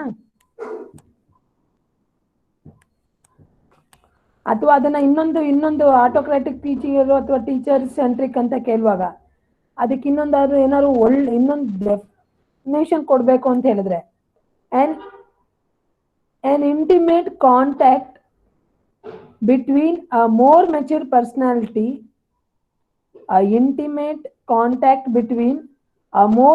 personality, and a less mature one. ಹೆಚ್ಚು ಪ್ರಬುದ್ಧರಾದಂತ ವ್ಯಕ್ತಿ ಕಡಿಮೆ ಪ್ರಬುದ್ಧತೆ ಇರೋರಿಗೆ ಸುಮ್ಮನೆ ವಿಧಿ ಮಾತ್ರ ಹೇಳೋದು, ನಾ ಹೇಳ್ದಂಗೆ ಅಂತ ಹೇಳಿ ಮಾಡೋಂಥದ್ದು, ಅದನ್ನ ನಾವು ಆಟೋಕ್ರಾಟಿಕ್ ಟೀಚಿಂಗ್ ಅಂತ ಕೊಡ್ತೇವೆ. ಎರಡನೇದು ಇದೆಯಲ್ಲ ಅದನ್ನ ಡೆಮಾಕ್ರೆಟಿಕ್ ಅಂತ ಈಗಾಗಲೇ ಹೇಳ್ದೆ. ಡೆಮಾಕ್ರೆಟಿಕ್ ಅಂತ ಹೇಳ್ತೇವೆ. ಡಿಸ್ಕಷನ್ ಮೆಥಡ್ ಏನಿದೆಯೋ ಅದನ್ನ ಸ್ಟೂಡೆಂಟ್ ಸೆಂಟ್ರಿಕ್ ಅಂತ ಕರಿತೇವೆ. ಏನಾ? ಇದನ್ನ ನಾವು ಡೆಮಾಕ್ರೆಟಿಕ್ ಟೀಚಿಂಗ್ ಮೆಥಡ್ ಆಗ್ಬೋದು, ಸ್ಟೂಡೆಂಟ್ ಸೆಂಟ್ರಿಕ್ ಅಂತ ನಾವು ಕರಿಬಹುದು, ಅಥವಾ discussion it is one of a type of teaching, but it is also called as democratic because interaction is there, participation is there, both teacher and students interaction is going on ಅಂತ ಹೇಳ್ತೇವೆ. It allows to discuss. ಇಲ್ಲಿ ನಾನು mature personality, ನೀವು ಲೆಚ್ mature ಆಗಿದ್ದೀರಿ, ನೀವು ಹೇಳ್ಬಾರ್ದು, ನೀವು ಕೇಳಿದ್ ನಾನು ಹೇಳಲ್ಲ, ನಿಂಗೇನ್ ಗೊತ್ತಾಗತ್ತೆ, ಸುಮ್ಮನೆ ನಾನು ಹೇಳಿದ್ದೆಲ್ಲ ಕೇಳು ಅಂತ ಹೇಳೋ ಹಾಗೆ ಇಲ್ಲ. ಅವ್ರು ಏನ್ ಕೇಳಿದ್ರು ನಾವು ಹೇಳಲಿಕ್ಕಿರ್ಬೇಕು, ಡಿಸ್ಕಸ್ ಮಾಡ್ಲಿಕ್ಕಿರ್ಬೇಕು. ಹೌದಾ? ಮೂರನೇದು ಒಂದಿದೆ, ಲೆಜಾರೆ ಫೇರ್ ಅಂತ ಹೇಳ್ತೇವೆ. ಫೇರ್ ಟೀಚಿಂಗ್ ಅಂತ ಕರೀತಾರೆ. ಸ್ಪೆಲ್ಲಿಂಗ್ ಹೇಳ್ತಾನೆ, LAISSEZ FAIRE.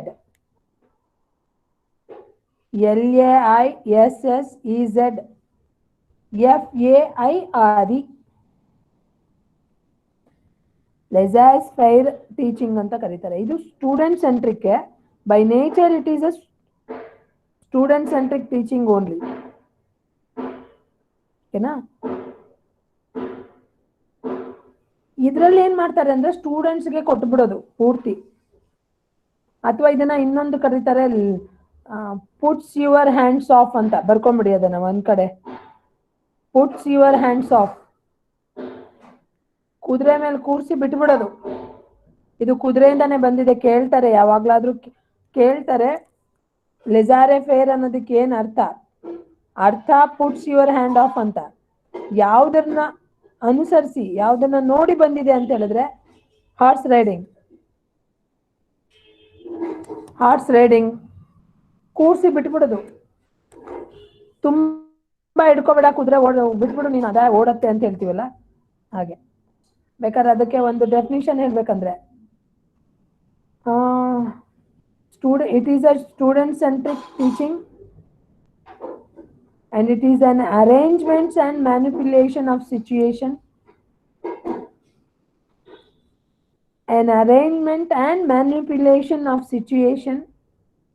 in which there are gaps and abstractions.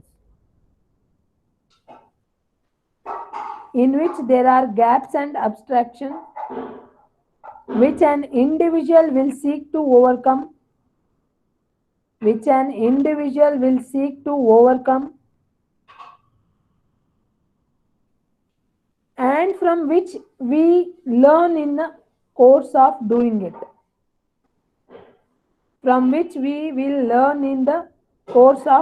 it. ಒಂದಿಷ್ಟು ಮಣ್ಣನ್ನ ಕೊಟ್ಟು ಮಕ್ಕಳಿಗೆ ನೀವೇ ಮಾಡಿ ಅಂತ ಹೇಳೋದು. ಏನ್ ಬರುತ್ತೆ ಅದು ಮಾಡಿ, ಇಂಥದ್ ಮಾಡಿ ಅಂತ ಹೇಳಿಲ್ಲ. ಮಣ್ಣನ್ನ ನೀರ್ ಕಲಸಿ ಮಾಡ್ತಿರೋ, ಏನನ್ನ ಕಲಸಿ ನೀವು ಈಗ ಒಂದು ಆಕೃತಿಯನ್ನ ಮಾಡ್ಬೇಕು, ಮಡ್ಕೆನೋ ಕುಡ್ಕೆನೋ ನಿಮ್ಗೆ ಏನ್ ಬೇಕು, ಏನ್ ಇಷ್ಟ ಬರುತ್ತೆ, ಬೊಂಬೆನೋ ಏನಾದ್ರು ನೀವೇ ಮಾಡಿ ಅಂತ ಬಿಟ್ಬಿಡೋದು ಅವ್ರಿಗೆ. ಆ ಮಕ್ಕಳು ಮಾಡ್ತಾನೆ ಒಂದಷ್ಟು ವಿಷಯಗಳನ್ನ ಅವರೇ ಸ್ವತಃ ಕಲಿತಾ ಹೋಗ್ತಾರೆ. ಕೈ ಜಿಗುಟಾಗದ್ರೆ ಇಲ್ಲ ಈ ಮಣ್ಣಿಗೆ ಹೀಗಾಗಲ್ಲ, ತುಂಬಾ ಗಟ್ಟಿ ಆದ್ರೆ ಒಣಗಿದ ತಕ್ಷಣ ಬಿಟ್ಟು ಹೋಗತ್ತೆ. ಇದನ್ನೆಲ್ಲ ಕಲ್ತ್ಕೋತಾರಲ್ಲ, ಇಂಥದ್ದು ಒಂದು ಮೆಥಡ್ ಇದೆ, ಅದನ್ನು ಕೂಡ ನಾವು ಟೀಚಿಂಗ್ ಮೆಥಡ್ಸ್ ಅಲ್ಲಿ ಹೇಳ್ಬೋದು. ಈ ರೀತಿನೂ ಇದೆ. ಓಕೆನಾ? ಇನ್ನು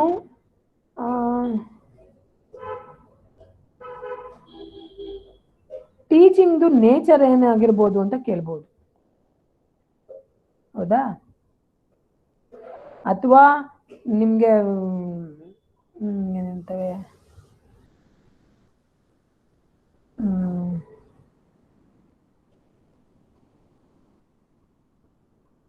ಈ ಟೀಚಿಂಗ್ ಪ್ರೋಸೆಸ್ ನಲ್ಲಿ ಯಾರ್ಯಾರಿಗೆ ಏನೇನು ಉಪಯೋಗಗಳಾಗತ್ತೆ ಅಂತ ಕೇಳ್ಬೋದು.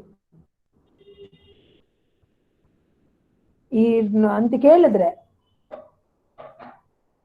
ಒಂದು ಪ್ರಾವಿಷನ್ ಆಫ್ ಡಿಸೈರಬಲ್ ಇನ್ಫಾರ್ಮೇಶನ್. ನಿಮಗೆ ಯಾವುದನ್ನ ಬಯಸಿ, ಯಾವುದರ ಮಾಹಿತಿಯನ್ನ ಬಯಸಿ ಬಂದಿದ್ದೀರೋ ಅದು ಅಷ್ಟು ಸಿಗತ್ತೆ. ಹೌದಾ? ಪ್ರಾವಿಷನ್ ಆಫ್ ಡಿಸೈರಬಲ್ ಇನ್ಫಾರ್ಮೇಶನ್ ಒಂದು ಔಟ್ಕಮ್ ಏನಿದೆ ಅಂತ. And it is causing to learning, ಪ್ರವೃತ್ತಿಯನ್ನ ಉಂಟು ಮಾಡತ್ತೆ ಅಂತ ಹೇಳ್ತೀವಲ್ಲ, ಮತ್ತೆ ಮತ್ತಷ್ಟು ಕಲೀಲಿಕ್ಕೆ ಪ್ರೋತ್ಸಾಹವನ್ನ ಕೊಡೋದಾಗ್ಲಿ, ಪ್ರವೃತ್ತಿಯನ್ನ ಕೊಡೋದಾಗ್ಲಿ, ಅದು ಕೂಡ ನಿಮ್ಗೆ ಉಪಯೋಗನೇ. ಉಪಯೋಗ ಅಂದ ತಕ್ಷಣ ಮಾರ್ಕ್ ಶೀಟ್ ಒಂದೇ ಅಲ್ಲ, ಮಾರ್ಕ್ ಶೀಟ್ ಇಲ್ವೇ ಇಲ್ಲ ಬಿಡಿ. ಆದ್ರೆ ಪ್ರಾವಿಷನ್ ಆಫ್ ಡಿಸೈರಬಲ್ ಇನ್ಫಾರ್ಮೇಶನ್ ತಗೊಳ್ಳಿ ಸರ್.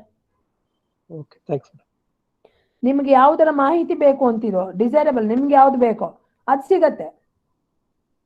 ವ್ಯಾಕರಣಕ್ಕೆ ಬಂದ್ರೆ ವ್ಯಾಕರಣಕ್ಕೆ ಸಿಗತ್ತೆ, ವೇದಾಂತಕ್ಕೆ ಹೋದ್ರೆ ವೇದಾಂತ ಸಿಗತ್ತೆ, ಮ್ಯಾನುಸ್ಕ್ರಿಪ್ಟಾಲಜಿ ಹೋದ್ರೆ ಮ್ಯಾನುಸ್ಕ್ರಿಪ್ಟಾಲಜಿ ಸಿಗತ್ತೆ, ಅಲಂಕಾರಕ್ಕೆ ಹೋದ್ರೆ ಅಲಂಕಾರ ಸಿಗತ್ತೆ. ಹಾಗೆ ನಿಮ್ಗೆ ಯಾವ್ದಕ್ಕೆ ಹೋಗ್ತೀರಿ ಅದು. ಇನ್ನೊಂದು ಪ್ರವೃತ್ತಿ, ಕಲಿಯೋಕೆ ಇಂಟ್ರೆಸ್ಟ್ ಬರೋದು, ಮುಂದೇನೋ ಕಲಿಬೇಕು, ಇಷ್ಟೊಂದಿದೆ ವಿಚಾರನ ಕಲಿಬೇಕು, ಕಲಿಯೋದಿಕ್ಕೆ ಪ್ರವೃತ್ತಿ ಉಂಟಾಗೋದು, ಗತಿಯನ್ನ ಕೊಡುವಂಥದ್ದು. It is causing to learning. It is also a benefit of outcome of learning ಅಥವಾ ಟೀಚಿಂಗ್ ಅಂಡ್ ಲರ್ನಿಂಗ್. ಅದಕ್ಕೆ ನಾವು ಟೀಚಿಂಗ್ ಆಪ್ಟಿಟ್ಯೂಡ್ ಅಂತ ಹೇಳ್ಬಾರ್ದು, ಟೀಚಿಂಗ್ ಅಂಡ್ ಲರ್ನಿಂಗ್ ಆಪ್ಟಿಟ್ಯೂಡ್ ಹೇಳ್ಬೇಕು ಅಂತ ಈಗ ಹೊಸದಾಗಿ. ಮುಂದಿನ ಸತಿ ಅದು ಸೇರ್ಬೋದು, ಸದ್ಯಕ್ಕೆ ಸೇರ್ಸಿಲ್ಲ. ಈಗ ಹೆಂಗೆ ಪೀಪಲ್ ಅಂಡ್ ಎನ್ವೈರನ್ಮೆಂಟ್ ಅಂತ ಇತ್ತು, ಅದನ್ನ ಈಗ ನಾವು people and development and environment ಅಂತ ತಗೊಂಡಿದೀವಿ. ಹಾಗೆ ಯಾಕೆಂದ್ರೆ at a time teaching and learning both are going on at a time. ಎರಡೂ ಆಗ್ತಾ ಇರತ್ತೆ. ನೀವು ಕಲಿತಾನೂ ಇರ್ತೀರಿ, ಕಲಿಸ್ತಾನೂ ಇರ್ತೀರಿ. So learning it is causing to learning. ಅದಕ್ಕೋಸ್ಕರ ತಿಳ್ಕೊಳ್ಳಿಕ್ಕೂ ಒಂದು ಉದ್ದೀಪನವನ್ನ ಕೊಡ್ಬೋದು. ಹಾಗಾದ್ರೆ ಮತ್ತೆ ಇನ್ನೊಂದು ಏನಿರತ್ತೆ ಅಂತಂದ್ರೆ ಇಟ್ ಈಸ್ ಸೆಲೆಕ್ಟಿವ್. ಹೌದಾ?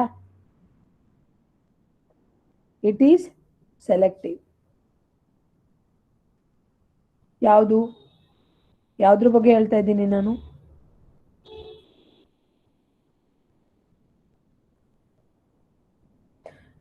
ಈಗ ಮೂರನೇ ಅದು ಒಂದೇ ಅಲ್ಲ. ನಾನು ಮೂರನೇ ಮೆಥಡ್ ಹೇಳಿದ್ನಲ್ಲ, ಡಿಸ್ಕಷನ್ ಅಂತ ಬಿಟ್ಟು ನಿಮ್ಗೆ ಸ್ಟೂಡೆಂಟ್ ಸೆಂಟ್ರಿಕ್ ಲಿಸಾರೆ ಫೇರ್ ಟೀಚಿಂಗ್ ಅಂತೇಳಿ, ಅದ್ರ ನೇಚರ್ ಅನ್ನ ಹೇಳ್ತಾ ಇದ್ದೇನೆ ನಾನು. ಓಕೆನಾ?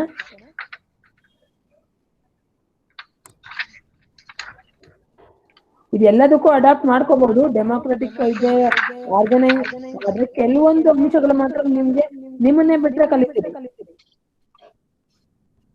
ಎಕೋ ಆಗ್ತಾ ಇದೆ, ಯಾರು ಮ್ಯೂಟ್ ಮಾಡಿಲ್ಲ. ಗುರುದತ್ ಸರ್. ಮೇಡಮ್ ಈಗ ಮಾತಾಡೋಣ ಅಂತ ಆನ್ ಮಾಡಿದೆ, ಅಷ್ಟೊತ್ತಿಗೆ ಹೇಳಿದ್ರಿ ನೀವೇ. ಮಾಡಿ ಸರ್, ಹೇಳಿ ಸರ್. ಇಲ್ಲ ಆಯ್ತು ಮೇಡಮ್, ಹೇಳಿದ್ರಿ ಅದೇ to self evaluation learning. Yes ಇದೆಲ್ಲ ಮಾಡ್ತಾ ಇರೋದು ಫೈನಲ್ ಆಗಿ ಟು ಲರ್ನ್. ಹೌದು. Need and efficient planning. ನಿಮ್ಗೆ ಮಾಡಿ ಅಂತ ಕೊಟ್ಬಿಟ್ರೆ ನೀವು ಒಂದು ಪ್ಲಾನ್ ಮಾಡ್ತೀರಿ. ಈ ಲಿಸಾರೆ ಫೇರಿ ಅಂತ ಏನ್ ಹೇಳಿದೀವೋ, ಹಾರ್ಸ್ ರೈಡಿಂಗ್ ಅಂತ ತಗೊಂಡು ಇನ್ನೊಂದು ಮೆಥಡ್ ಇದೆ ಅಂತ ಹೇಳಿದೀವಲ್ಲ, ಅದರಲ್ಲಿ ನೇಚರ್ ಇಷ್ಟೆಲ್ಲ ಗುಣಗಳು ಇದೆ. ಅದಕ್ಕೆ ಒಂದಷ್ಟು ಗುಣ ಎಲ್ಲದರಲ್ಲೂ ಹಾಕೋಬಹುದು ಕಾಮನ್ ಆಗಿ. ಇದ್ರಲ್ಲಿ ಏನೇನಿದೆ ಅಂತ, ಇದಕ್ಕೆ ನೀಡ್ ಅಂಡ್ ಎಫೆಕ್ಟಿವ್ ಪ್ಲಾನಿಂಗ್ ಮಾಡ್ಬೇಕಾಗತ್ತೆ. ಹೇಗಿರ್ಬೇಕು, ನಾನು ಹೇಗೆ ಕೂತ್ಕೋಬೇಕು, ನಾನು ಹೇಗೆ ಓಡಬೇಕು, ನಾನು ಏನೇನೆಲ್ಲ ತಗೋಬೇಕು, ಈ ಪ್ರಾಜೆಕ್ಟ್ಗೆ ಏನೇನು ನೆಸೆಸಿಟಿ ಇದೆ ಎಲ್ಲ ತಗೋತೀರಿ. ಎಲ್ಲವನ್ನು ತಗೊಂಡ್ ಬರ್ಲಿಕ್ಕೆ ಅದೊಂದು ಪರ್ಫೆಕ್ಟ್ ಪ್ಲಾನ್ ಮಾಡುವಾಗಲೇ ಒಂದಷ್ಟು ಜ್ಞಾನ ಸಿಕ್ಬಿಡ್ಬೋದು ನಿಮ್ಗೆ. ಇನ್ನೊಂದು ಇಟ್ ಈಸ್ ಸೆಲೆಕ್ಟಿವ್. ಇದನ್ನ ನೀವು ಸೆಲೆಕ್ಟ್ ಮಾಡ್ಕೋಬಹುದು. ಇಂಥದೇ ವಿಷಯದ ಬಗ್ಗೆ ನಾನು ಪ್ರಾಜೆಕ್ಟ್ ಮಾಡ್ತೇನೆ, ನಿಮ್ಗೆ ಅಸೈನ್ಮೆಂಟ್ಸ್ ಕೊಟ್ಟಾಗ ಹೇಳ್ತಿರಲ್ಲ, ಮೇಡಮ್ ನಾನು ಇದೊಂದೇ ವಿಚಾರಕ್ಕೆ ನಾ ಮಾಡ್ತೇನೆ, ನಾನು ಸೆಮಿನಾರ್ ನಿಮ್ಗೆ ಇಷ್ಟ ಬಂದಿದ್ದ ಟಾಪಿಕ್ ತಗೊಳ್ಳಿ ಅಂತ ಕೊಟ್ಟಾಗ ಸೆಲೆಕ್ಟ್ ಮಾಡ್ಕೋತೀರಲ್ಲ, ಹಾಗೆ ಸೆಮಿನಾರ್ ಕೂಡ ನಿಮ್ಗೆ ಲಿಸಾರೆ ಫೇರೆ ಇದನ್ನೇ ಅದೇ ಮೆಥಡ್ ಟೀಚಿಂಗ್ನಲ್ಲಿ. ಇನ್ನೊಂದು ಎಂಪಥೆಟಿಕ್ ಅಂತ ಹೇಳ್ತಾರೆ. Teaching and learning is empathetic in nature ಅಂತ ಹೇಳ್ತೇವೆ. ಎಂಪತಿ ಅಂದ್ರೆ ಸಿಂಪತಿಗೂ ಎಂಪತಿಗೂ ಡಿಫ್ರೆನ್ಸ್ ಇದೆ. ಸಿಂಪತಿ ಅಂದ್ರೆ ಅನುಕಂಪ ಆಗ್ಬೋದು, ಅಯ್ಯೋ ಅನ್ನೋದಾಗ್ಬೋದು, ಕರುಣೆ ಅನ್ನೋದಾಗ್ಬೋದು. ಎಂಪತಿ ಅನ್ನೋದೇನಾಗತ್ತೆ, put your leg in other shoes ಅಂತ ಕರಿತೇವೆ ಇದನ್ನ. ಬೇರೆಯವರ ಪಾದರಕ್ಷೆಗಳೆಲ್ಲ ಕಾಲು ಹಾಕೊಳಕ್ ಆಗಲ್ಲ, ಯಾಕಂದ್ರೆ ಪ್ರತಿಯೊಬ್ರು ಅವ್ರದೇ ಆದಂತ ಸೈಜ್ ಇರುತ್ತೆ. ಬೇರೆಯವ್ರದ್ದು ಹಾಕೊಂಡ್ರೆ ತೊಂದರೆ ಅನುಭವಿಸೋದು ನೀವು, ಹೌದಾ? ಬೇರೆಯವರು ಈ ರೀತಿ ತೊಂದರೆ ಇದ್ದಾರೆ ಅಂತ ನೀವು ತಿಳ್ಕೊಳ್ಳೋ ಅಂತ ಗುಣ ಇದೆಯಲ್ಲ, ಅದನ್ನ ಎಂಪತಿ ಅಂತ ಕರಿತೇವೆ. Understanding others feelings. Yes sir. ಇನ್ನೊಂದು ಕೋಆಪರೇಟಿವ್. ನೀವೊಂದು ವಿಷಯವನ್ನ ತಗೊಂಡಿದೀವಿ ಅಂದ್ರೆ, ನಮ್ದು ಈಗ ಒಂದು ಉದಾಹರಣೆ ಹೇಳ್ಬೇಕಂದ್ರೆ, ಈ ಕೋರ್ಸ್ ವರ್ಕ್ ಮಾಡ್ತಾ ಇದ್ವಿ, ಅವ್ರಿಗೆ ಅಸೈನ್ಮೆಂಟ್ ಕೊಟ್ವಿ ನಾವು. ಅವ್ರು ಹೇಳಿದ್ರು ನಾವು 3 ಜನ ಸೇರಿ ಒಂದನ್ನ ಮಾಡ್ತೇವೆ ಅಸೈನ್ಮೆಂಟ್, ಸೆಕ್ಷನ್ ಡಿವೈಡ್ ಮಾಡ್ಕೋತೇವೆ ಮೇಡಮ್, ಆಗ್ಬಹುದಾ ಅಂತ. ಆಗ್ಬೋದು, ಅದು ಕೋಆಪರೇಟಿವ್. 3 ಜನ ಒಟ್ಟಿಗೆ ಸೇರ್ತೀವಿ ಅಂತ ಹೇಳಿದ್ರೆ, ಇಂತಿಂಥ ಸೆಕ್ಷನ್ ಅಂತ ಹೇಳಿದ್ರೆ ಒಂದಷ್ಟು ಡಿಸ್ಕಷನ್ ನಡೆಯುತ್ತೆ, ಕೋಆಪರೇಟಿವ್ ಅಂತ ಹೇಳ್ತೇವೆ. ಕೊಟ್ಬಿಟ್ವಿ ಅದನ್ನ ಮಾಡಿ ಅಂತೇಳಿ, ಒಂದೇ ಅಸೈನ್ಮೆಂಟ್ 3 ಜನ ಮಾಡಿರೋದು. ಆರ್ಟಿಕಲ್ ಪಬ್ಲಿಕೇಶನ್ ಮಾಡುವಾಗ್ಲೂ ಹೇಳ್ತೇವೆ, ಆಥರ್ಸ್ ಆಗ್ಬೋದು. ಹೀಗೆ ನಿಮಗೆ ಈ ಏನ್ ಕೊಟ್ಟಿದ್ದೆ ನಾವು, ಈ 3ನೇ ಟೀಚಿಂಗ್ ಅಂತ ಏನು ಹೇಳಿಕೊಟ್ಟಿದ್ದೇವೋ, ಸ್ಟೂಡೆಂಟ್ ಸೆಂಟ್ರಿಂಗ್ ಲಿಸೈಸ್ ಫೈರಿ ಅಂತ ಏನು ಕೊಟ್ಟಿದ್ದೇವೋ, ಅದು ನಿಮ್ಗೆ ಕೋಆಪರೇಟಿವ್ ಆಗಿರುತ್ತೆ ಅಂತ ಹೇಳ್ತಾರೆ. ಇನ್ನೊಂದು organise the learning. Step by step organise ಆಗತ್ತೆ. ಏಕ್ದಮ್ ನೀವು ಹೋಗಿ ಕುದುರೆ ಮೇಲೆ ಹತ್ತು ಕೂತ್ಕೊಂಡು ಮಾಡೋಕ್ಕಾಗಲ್ಲ. ಕುದುರೆಗೆ ಏನಿದೆ ಅಂತ ನೋಡ್ಬೇಕು, ನಾನು ಎಲ್ಲಿ ಇದು ಮಾಡ್ಬೇಕು ಅಂತ ನೋಡಿರ್ಬೇಕು, ಕಾಲೆಲ್ಲಿ ಇಟ್ಕೋಬೇಕು ಅಂತ ಗೊತ್ತಿರ್ಬೇಕು, ಕೂತ್ಕೊಂಡ್ಮೇಲೆ ಅದು ಮುಂದಕ್ಕೆ ಹೋದಾಗ ಏನ್ ಮಾಡ್ತೀವಿ ಅಂತ ಈ ರೀತಿ ಒಂದು ಆರ್ಗನೈಸ್ ಮಾಡ್ಕೋತೀರಿ, ಹೌದಾ? ಇನ್ನೊಂದು ಪ್ರೋಗ್ರೆಸಿವ್ ಅಂತ ಹೇಳ್ತೇವೆ. ನಿಮ್ಮನ್ನೇ ಬಿಟ್ರೆ ನೀವು ಪ್ರೋಗ್ರೆಸ್ ತಾನಾಗತ್ತೆ. ಯಾಕಂದ್ರೆ ಎಷ್ಟೊಂದು ವಿಚಾರ, ನಾನು ಹೇಳ್ದೇ ಇರೋ ಇಷ್ಟು ವಿಚಾರ ಮಾಹಿತಿಯನ್ನ ಕಲೆಕ್ಟ್ ಮಾಡ್ಕೊಂಡಿರ್ತೀರಿ ನೀವು. ಅಕಸ್ಮಾತ್ ಬಿದ್ರೆ ಏನ್ ಮಾಡ್ಬೇಕು, ಹೇಗಿರ್ಬೇಕು, ಬಿದ್ರೆ ಏಟಾಗದೆ ಇರಂಗೆ ಏನ್ ಮಾಡ್ಕೋಬೇಕು, ಎಲ್ಲವನ್ನೂ ನೋಡಿರ್ತಾರೆ. ಇನ್ನೊಂದು both leads to emotional stability ಅಂತ ಹೇಳ್ತೇವೆ.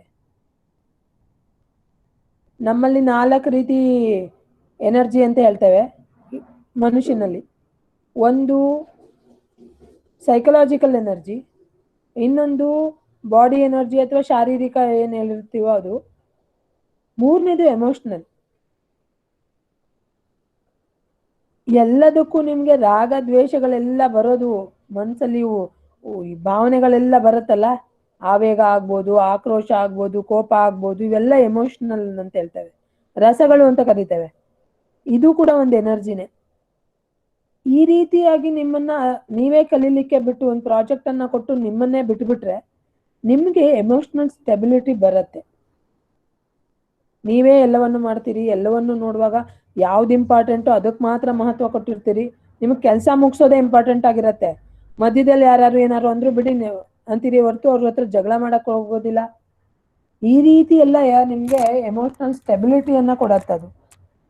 ಹಾಗೆ helping the child to adjust himself to his environment, ಇದು ಮೇನ್. ಯಾರು ಡೆಸಿಬಲ್ ಆಗ್ಬೋದು, ಪ್ಯೂಪಿಲ್ ಆಗ್ಬೋದು, ಯಾರು ಬಂದಿದ್ದಾರೋ, ಸ್ಟೂಡೆಂಟ್ ಅಂತ ಯಾರು ಇದ್ದಾರೋ, ಅವನಿಗೆ ಈ ರೀತಿ ಟೀಚಿಂಗ್ ಮೆಥಡ್ ಏನಿದೆಯೋ ಅದು ಅವನಿಗೆ ಇಟ್ ಹೆಲ್ಪ್, ಸಹಾಯ ಮಾಡುತ್ತೆ. ಏನಕ್ಕೆ ಅಂದರೆ ತನ್ನನ್ನು ತಾನು ತನ್ನ ಪರಿಸರಕ್ಕೆ ಅನುಗುಣವಾಗಿ ಮೋಲ್ಡ್ ಮಾಡ್ಕೊಳ್ಳಿಕ್ಕೆ, ಅಡ್ಜಸ್ಟ್ ಮಾಡ್ಕೊಳ್ಳಿಕ್ಕೆ ಅದು ಪ್ರೇರೇಪಣೆ ಹೆಲ್ಪ್ ಮಾಡತ್ತೆ, ಸಹಾಯವನ್ನು ಮಾಡತ್ತೆ ಅಂತ ಹೇಳ್ತಾರೆ. ಓಕೆನಾ? And it is also both.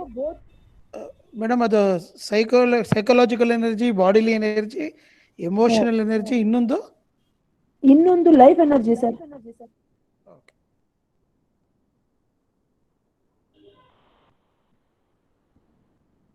Life energy ಅಂತ ಕರೀತಾರೆ.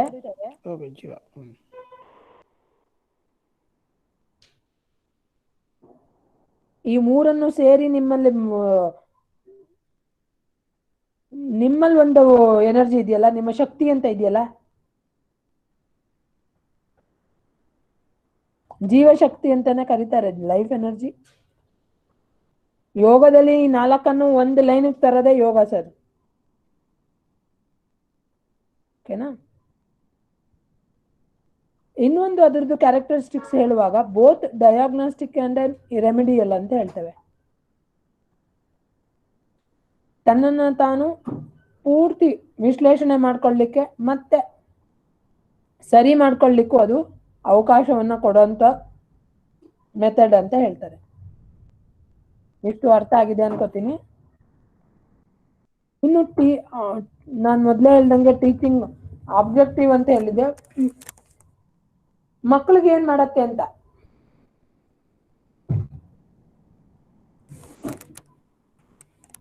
ಟೀಚಿಂಗ್ ಆಬ್ಜೆಕ್ಟಿವ್ಸ್ ಅಂತ ಏನ್ ಹೇಳಿದ್ವಿ, ನಾಲೆಡ್ಜ್ ಅಂತ ಹೇಳಿದ್ವಿ, ಸ್ಕಿಲ್ ಅಂತ ಹೇಳಿದ್ವಿ, ಡೆವಲಪ್ಮೆಂಟ್ ಅಂತ ಹೇಳಿದ್ವಿ. ಪರ್ಟಿಕ್ಯುಲರ್ ಆಗಿ ಮಗುಗೆ ಏನ್ ಮಾಡತ್ತೆ ಹೇಳೋಣ, ಸ್ಟೂಡೆಂಟ್ಗೆ ಏನ್ ಮಾಡತ್ತೆ ಅಂತ ಹೇಳೋಣ, ಉದ್ದೇಶಗಳೇನು ಅಥವಾ ಅದನ್ನ ಪ್ರಯೋಜನಗಳೇನು ಅಂತ ನೋಡೋಣ. Teaching helping the people to understand the realities properly and may adjust in better way.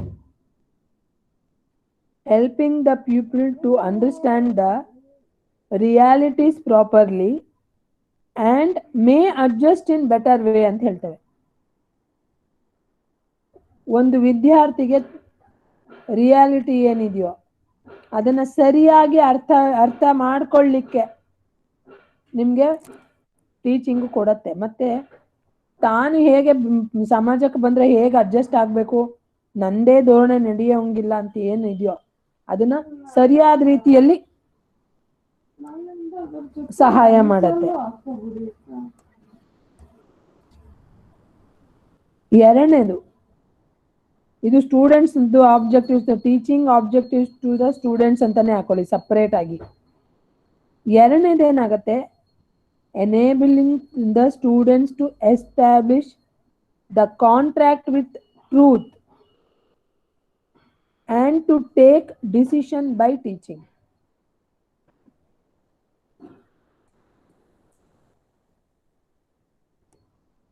Students to establish the contract with truth and to take decisions by teaching ಅಂತ ಹೇಳ್ತೇವೆ.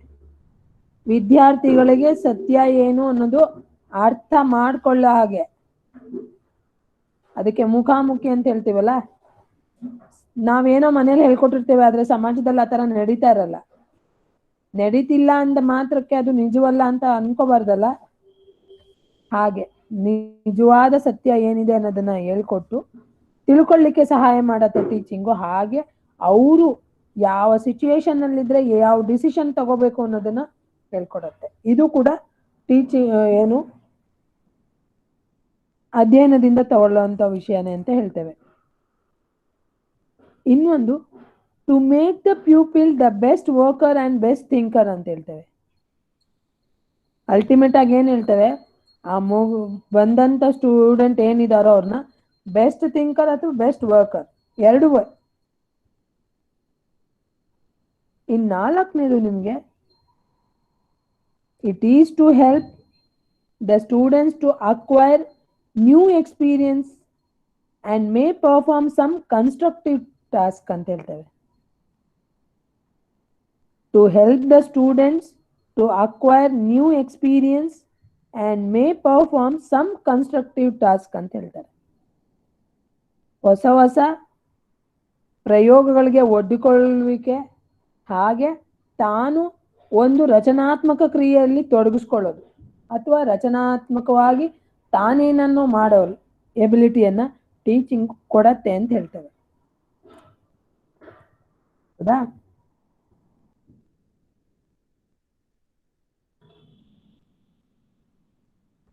ಇದಿಷ್ಟು ನಿಮ್ಗೆ ಸ್ಟೂಡೆಂಟ್ಸ್ ಆಫ್ ವ್ಯೂ ನಲ್ಲಿ ನಿಮ್ಗೆ benefits ಆಗ್ಬೋದು, facilities ಆಗ್ಬೋದು, ಏನನ್ನ ಅಥವಾ ಆಬ್ಜೆಕ್ಟಿವ್ಸ್ ಅಂತ ಹೇಳ್ಬೋದು.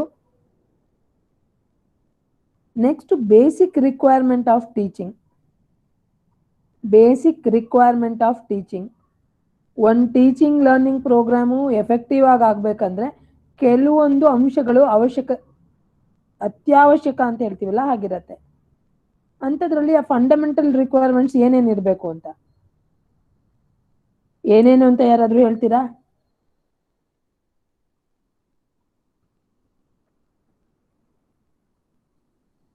Environment, fundamental requirements.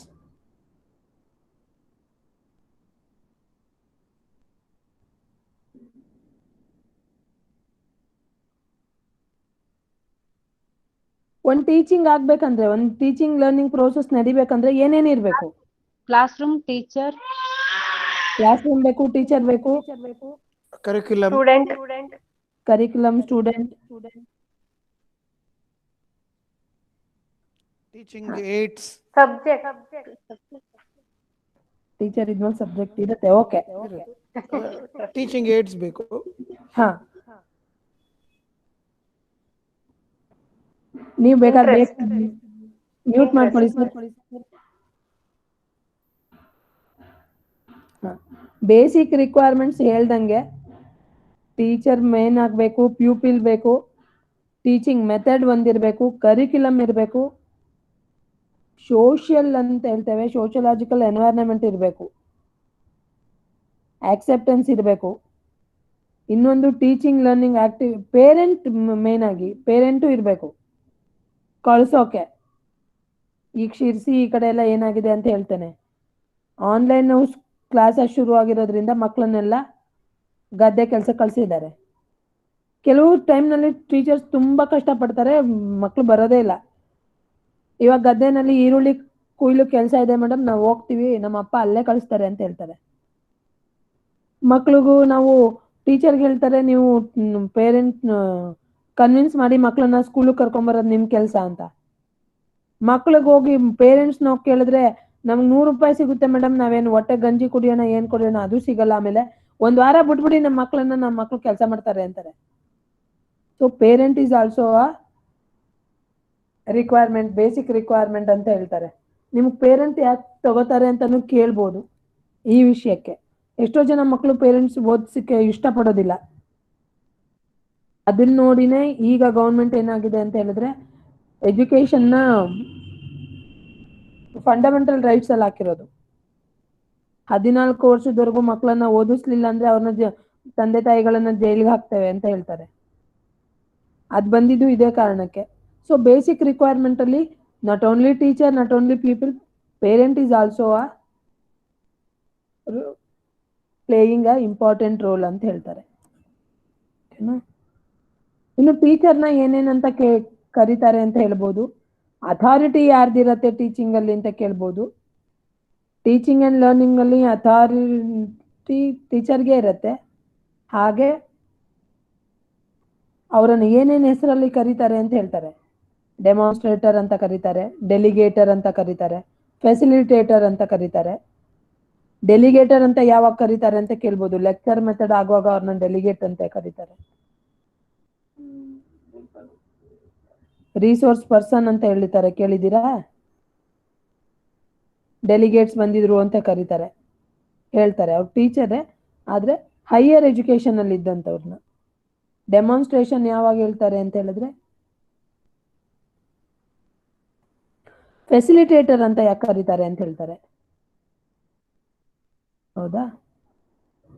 ಇದಿಷ್ಟು ನಿಮಗೆ ಟೀಚಿಂಗ್ ನಲ್ಲಿ ಬರುವಷ್ಟು ಒಂದಷ್ಟು ವಿಷಯಗಳು ಇನ್ನೂ ಇದೆ. ಒಂದೊಂದನ್ನ ವಿಷಯ ಇಟ್ಕೊಂಡು ಒಂದಷ್ಟು ಹೇಳ್ತಾ ಹೋಗ್ಬೋದು. ಇಷ್ಟಕ್ಕೆ ಹೀಗೆ ಕೊಟ್ಟು ನಿಮ್ಗೆ ಸಿಲೆಬಸ್ ಅಲ್ಲಿ ಏನಿದೆ ಇಷ್ಟನ್ನ ಹೇಳಿದ್ದೇನೆ. ಇದ್ರಲ್ಲಿ ಏನಾದ್ರು ಡೌಟ್ಸ್ ಇದೆಯಾ?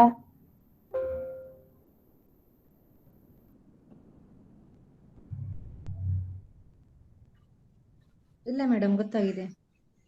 ಗೊತ್ತಾಗಿದೆ ಅಲ್ಲ? ಇದು ಒಂದು ಪೇಪರಾ ಮೇಡಮ್?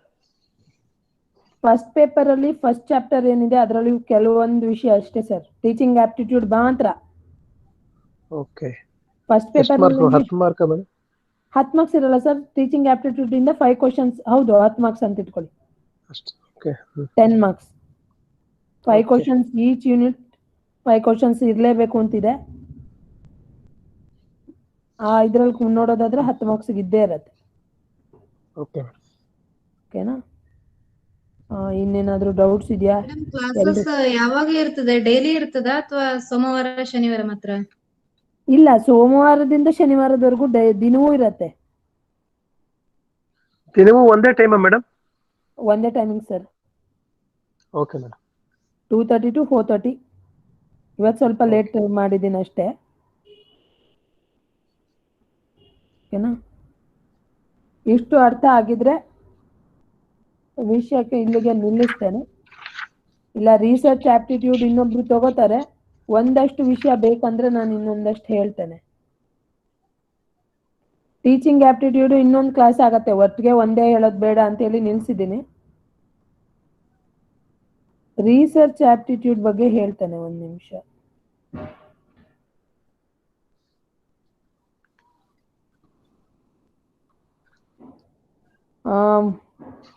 Research aptitude ಹೇಳಲಾ?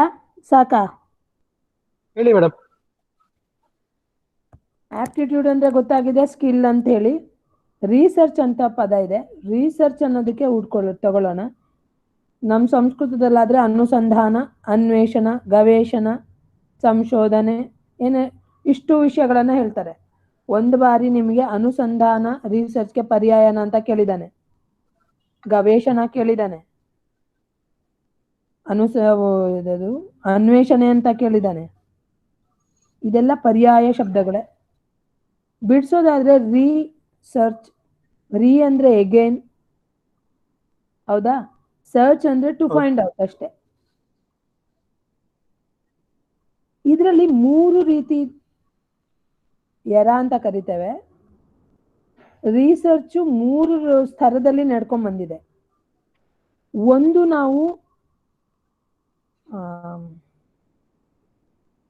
ಥಿಯಾಲಜಿ ಅಂತ ಹೇಳ್ತೇವೆ, ಥಿಯಾಲಜಿಸಮ್ ಅಂತ ಕರೀತಾರೆ, ಗೊತ್ತಿದ್ಯಾ? ಎಲ್ಲವೂ ದೇವರಿಂದ ಆಯ್ತು ಅಂತ ಥಿಯಾಲಜಿಕಲ್ ಎರಾ ಅಂತ ಕರೀತಾರೆ. ರಿಸರ್ಚ್ ಯಾವಾಗ ಆಯ್ತು, ಈಗ ಯಾವ ಪೀರಿಯಡ್ ನಲ್ಲಿ ಇದೀವಿ, ಯಾವ ಎರಾದಲ್ಲಿ ಇದೀವಿ ಅಂತ ಕೇಳ್ತಾನೆ. ಒಂದು ಮೊದಲು ಎಲ್ಲಾ ದೇವರಿಂದ ಮಾಡಿದ್ದು ಅಂತ ಹೇಳ್ತಾ ಇದ್ದ, ಅದು ಥಿಯಾಲಜಿಸಮ್ ಎರಾ ಅಂತ ಕರೀತಾರೆ. ರಿಸರ್ಚ್ ಅವಾಗ್ಲೂ ನಡೀತಾ ಇತ್ತು, ಆದ್ರೆ ಎಲ್ಲವನ್ನು ದೇವರ ಮೇಲೆ ಹಾಕ್ತಾ ಇದ್ರು. ಅದನ್ನು ಎರಡನೇದು ಬಂತು, ಒಂದಷ್ಟು ಪೀರಿಯಡ್ಸ್ ಎಲ್ಲ ಆದ್ಮೇಲೆ ಪಾಸಿಟಿವಿಸಮ್ ಅಂತ ಬಂತು. ಆಧುನಿಕ ವಿಜ್ಞಾನ ಅಥವಾ ಪಾಶ್ಚಾತ್ಯರು ಅಂತ ತಗೊಂಡ್ಬಿಡ್ಬೇಕಾದ್ರೆ ಪಾಸಿಟಿವಿಸಮ್, ಎಲ್ಲ ನಮಗೆ ಮನುಷ್ಯ ಎಲ್ಲವನ್ನ ಕಂಡುಹಿಡಲಿಕ್ಕೆ, ಎಲ್ಲದಕ್ಕೂ ಕಾರಣವನ್ನ ಹುಡುಕ್ಲಿಕ್ಕೆ, ಎಲ್ಲವನ್ನೂ ತಿಳ್ಕೊಳ್ಳಿಕ್ಕೆ ಸಾಧ್ಯ, ಅವನ ಜ್ಞಾನಕ್ಕೆ ಇಲ್ಲದೆ ಇರೋದು, ನಿಲುಕದೆ ಇರೋದು ಯಾವುದೂ ಇಲ್ಲ ಅನ್ನೋದು ಒಂದಷ್ಟು ಪಾಸಿಟಿವಿಸಮ್ ಬಂದ್ಬಿಟ್ಟಿತ್ತು. ಎಲ್ಲ ಮನುಷ್ಯನೇ ಮಾಡ್ತಾನೆ, ಮನುಷ್ಯನೇ ಮೇಲು,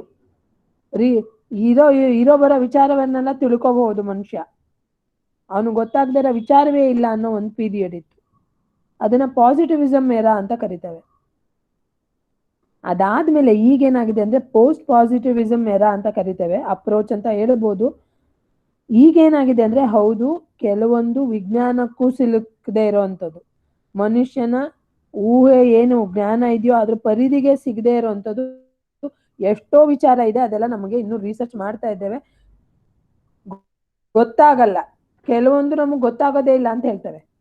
ಮೊದ್ಲಾದ್ರೆ ಆಟಮ್ನ ಹೇಳ್ಬಿಡ್ತಾ ಇದ್ರು, ವಿಭಾಗ ಮಾಡಕ್ ಆಗ್ತಾನೆ ಇರ್ಲಿಲ್ಲ ಅಂತ ಹೇಳ್ತಾ ಇದ್ರು. ಪಾಸಿಟಿವಿಸಮ್ ಅಲ್ಲಿ ಹೇಳ್ತಾ ಇದ್ರು, ವಿಭಾಗ ಇಷ್ಟೇ, ಅಣುವನ್ನ ಯು ಕಾಂಟ್ ಬ್ರೇಕ್ ಅಂತ ಹೇಳ್ತಾ ಇದ್ರು, ಅದನ್ನ ಆಟಮ್ ಅಂತ ಕರಿತೀವಿ ಅಂತಿದ್ರು. ಈಗೇನಾಗಿದೆ, ಫಾದರ್ ಪಾರ್ಟಿಕಲ್ಸ್, ಮದರ್ ಪಾರ್ಟಿಕಲ್ಸ್, ಏನೇನೋ ಎಲ್ಲವನ್ನೂ ಮಾಡ್ತೇವೆ ಅಂತ ಹೇಳ್ತಿದೀವಿ ಅಲ್ವಾ. ಆದ್ರೆ ಕೆಲವೊಂದು ಇನ್ನೂ ಗೊತ್ತಾಗೋದಿಲ್ಲ ಅಂತ ಹೇಳ್ತೇವೆ. ಇದನ್ನ ಪೋಸ್ಟ್ ಪಾಸಿಟಿವಿಸಮ್ ಅಪ್ರೋಚ್ ಅಥವಾ ಪೋಸ್ಟ್ ಪಾಸಿಟಿವಿಸಮ್ ರಿಸರ್ಚ್ ಎರಾ ಅಂತ ಕರಿತೇವೆ.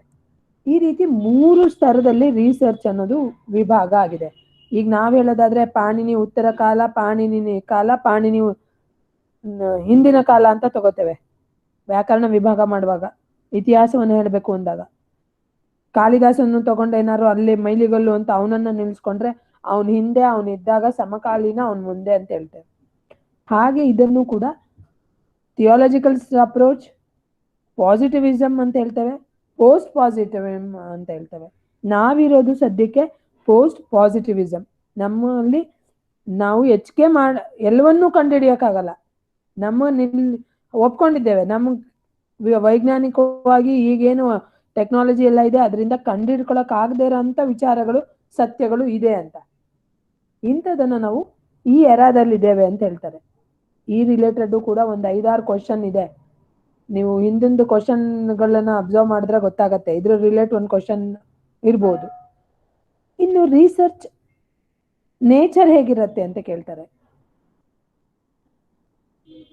What is called as research ಅಂತ ಅಂದ್ರೆ, it is a process of enquiry and investigation ಅಂತ ಹೇಳ್ತೇವೆ. ಒಂದು, ಇಟ್ ಈಸ್ ಅ ಪ್ರೋಸೆಸ್, ಪ್ರಕ್ರಿಯೆ. ಒಂದು ಏನು, ಪ್ರಶ್ನೆ ಮತ್ತೆ ಹುಡ್ಕೋದು, ಅನ್ವೇಷಣೆಯದು. ಎನ್ಕ್ವೈರಿ ಅಂಡ್ ಇನ್ವೆಸ್ಟಿಗೇಷನ್ ಅಂತ ಹೇಳ್ತೇವೆ, ಓಕೆನಾ. ಹಾಗೆ it is a scientific approach ಅಂತ ಹೇಳ್ತೇವೆ. ಅಂದ್ರೆ ಸಿಸ್ಟಮ್ಯಾಟಿಕ್ ಆಗಿ, ನಿಯಮಬದ್ಧವಾಗಿ, ವೈಜ್ಞಾನಿಕವಾಗಿ ಹುಡ್ಕೋ ಒಂದು ಕ್ರಿಯೆ ಇದೆಯಲ್ಲ, ಪ್ರಕ್ರಿಯೆ ಇದೆಯಲ್ಲ, ಅದನ್ನ ನಾವು ರಿಸರ್ಚ್ ಅಂತ ಕರಿತೇವೆ. It is a systematic and methodical and scientific approach ಅಂತ ಹೇಳ್ತೇವೆ. ಹೌದಾ? ಬೈ ನೇಚರ್ ಅಂತ ಕೇಳುವಾಗ ನೀವು ರಿಸರ್ಚ್ಗೆ ಇದನ್ನು ಹೇಳ್ಬೋದು. ಇನ್ನು ರಿಸರ್ಚ್ ಆಬ್ಜೆಕ್ಟಿವ್ಸ್ ಅಂತ ಹೇಳಿದ್ರೆ, ರಿಸರ್ಚ್ ಅಥವಾ ಇನ್ನೊಂದು ಕೇಳ್ತಾರೆ ನಿಮಗೆ, ಪ್ರಾಬ್ಲಮ್ ಇದ್ದು ಅದಕ್ಕೆ filling the gaps it is also called as research. ಎಲ್ಲೋ ಒಂದಷ್ಟು ಜ್ಞಾನದಲ್ಲಿ ಎಷ್ಟೋ ವಿಷಯಗಳು ಮಧ್ಯ ಬಿಟ್ಟು ಹೋಗಿತ್ತು, ಅಂಥದನ್ನ ಮತ್ತೆ ಹುಡುಕಿ ಹೆಕ್ಕಿ ತಂದು ಹಾಕೋದನ್ನು ಕೂಡ ರಿಸರ್ಚ್ ಅಂತ ಕರ್ಸ್ಕೊಳ್ತೇವೆ. ಇನ್ನು ಉದ್ದೇಶಗಳೇನು, ರಿಸರ್ಚ್ ಯಾಕೆ ಮಾಡಬೇಕು ಅಂತ ಹೇಳಿದ್ರೆ, ಅದರಿಂದ ನಮ್ಗೆ ಏನೇನು ಸಿಗತ್ತೆ ಅಂತ ಹೇಳಿದ್ರೆ, ಮೊದಲನೇದಾಗಿ providing of insight to existing knowledge. Providing to insight to existing knowledge. ಇರುವಂತಹ ಜ್ಞಾನಕ್ಕೇನೆ ಹೊಸ ಬೆಳಕಲ್ಲಿ, ಹೊಸ ಡೈಮೆನ್ಷನ್ ಅಲ್ಲಿ, ಹೊಸ ಆಯಾಮದಲ್ಲಿ ನೋಡೋ ಅಂತ ಒಂದು ದೃಷ್ಟಿಕೋನವನ್ನ ನೀಡಿದ್ರೆ ಅದನ್ನ ಅದನ್ನು ಕೂಡ ರಿಸರ್ಚ್ ಉದ್ದೇಶ ಅಂತ ಹೇಳ್ತೇವೆ. ಹೌದಾ? ಈಗ ಪಂಚತಂತ್ರ ಬರೀ ಕತೆಗಳನ್ನೇ ಓದ್ತೀನಿ ಅಂದ್ರೆ ಏನಿಲ್ಲ, ಕತೆಗಳನ್ನ ಓದಿ ತಿಳ್ಕೋಬಹುದು. ಆದ್ರೆ ಆ ಕತೆಗಳಲ್ಲಿ ಲೌಕಿಕ ವ್ಯವಹಾರ ಹೇಗೆ ಹೇಳಿದಾನೆ,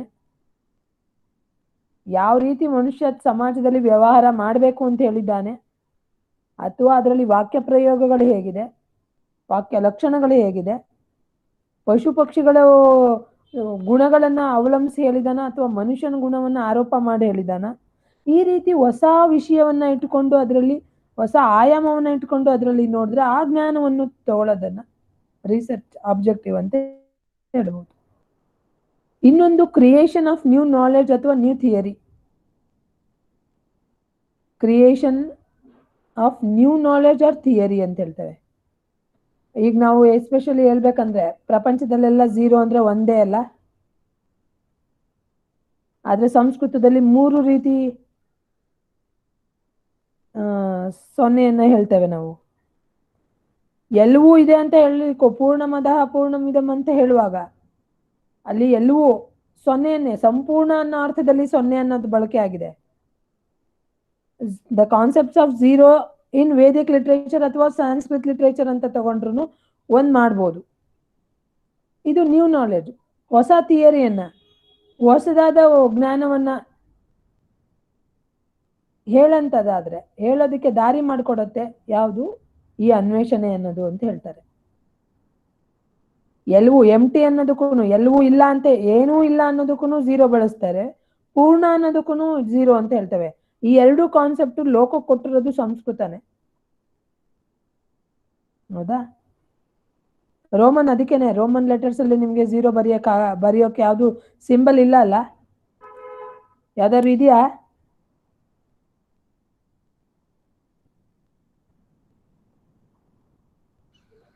ಏನೋ ಬರಿತಾ ಇದ್ರೆ ಶೂನ್ಯ ಮೇಡಮ್. ಅಲ್ಲ, ಝೀರೋ ಬರೀಲಿಕ್ಕೆ ರೋಮನ್ ಅಲ್ಲಿ ಲೆಟರ್ಸ್ ಬರಿತೀವಲ್ಲ, ನಂಬರ್ಸ್ ಇಲ್ಲ. ಬರಿತೀವಲ್ಲ ಸರ್, ಝೀರೋ ಇಲ್ಲ, ಬರೀಲಿಕ್ಕೆ ಏನು ಇಲ್ಲ ಮೇಡಮ್, ಇಲ್ವೇ ಇಲ್ಲ. ಯಾವುದು ಇಲ್ಲ. ನೋಡಿ, ಯಾರು ನೀವು PhD MPhil ತಗೋಬೇಕು ಅಂದ್ರೆ zero, the concept of zero as mention as predicted in Sanskrit literature ತಗೋಬಹುದು ಆರಾಮಾಗಿ, ಹೊಸ ವಿಷಯ.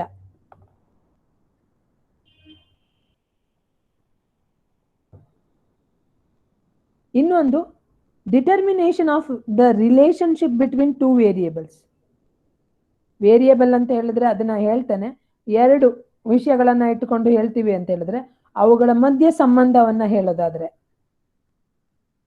ಬೆಳಿಗ್ಗೆ ಎದ್ದು ಕಾಫಿ ಕುಡಿಯೋದ್ರಿಂದ ಆರೋಗ್ಯದಲ್ಲಿ ಈ ತರ ಇಂಪ್ಯಾಕ್ಟ್ ಆಗತ್ತೆ, ಈ ವಿಷಯಗಳಾಗತ್ತೆ ಅಂತ ಹೇಳ್ತೀವಲ್ಲ, ಇವೆರಡರ ಮಧ್ಯೆ ಕಾಫಿ ಮತ್ತು ಬೆಳಿಗ್ಗೆ ಎರಡು ವೇರಿಯೇಬಲ್ ವೇರಿ ಆಗತ್ತೆ ಅಂತ. ಪ್ರತಿಯೊಬ್ಬರು ಮನುಷ್ಯಗೂ ಬೇರೆ ಆಗ್ಬೋದು,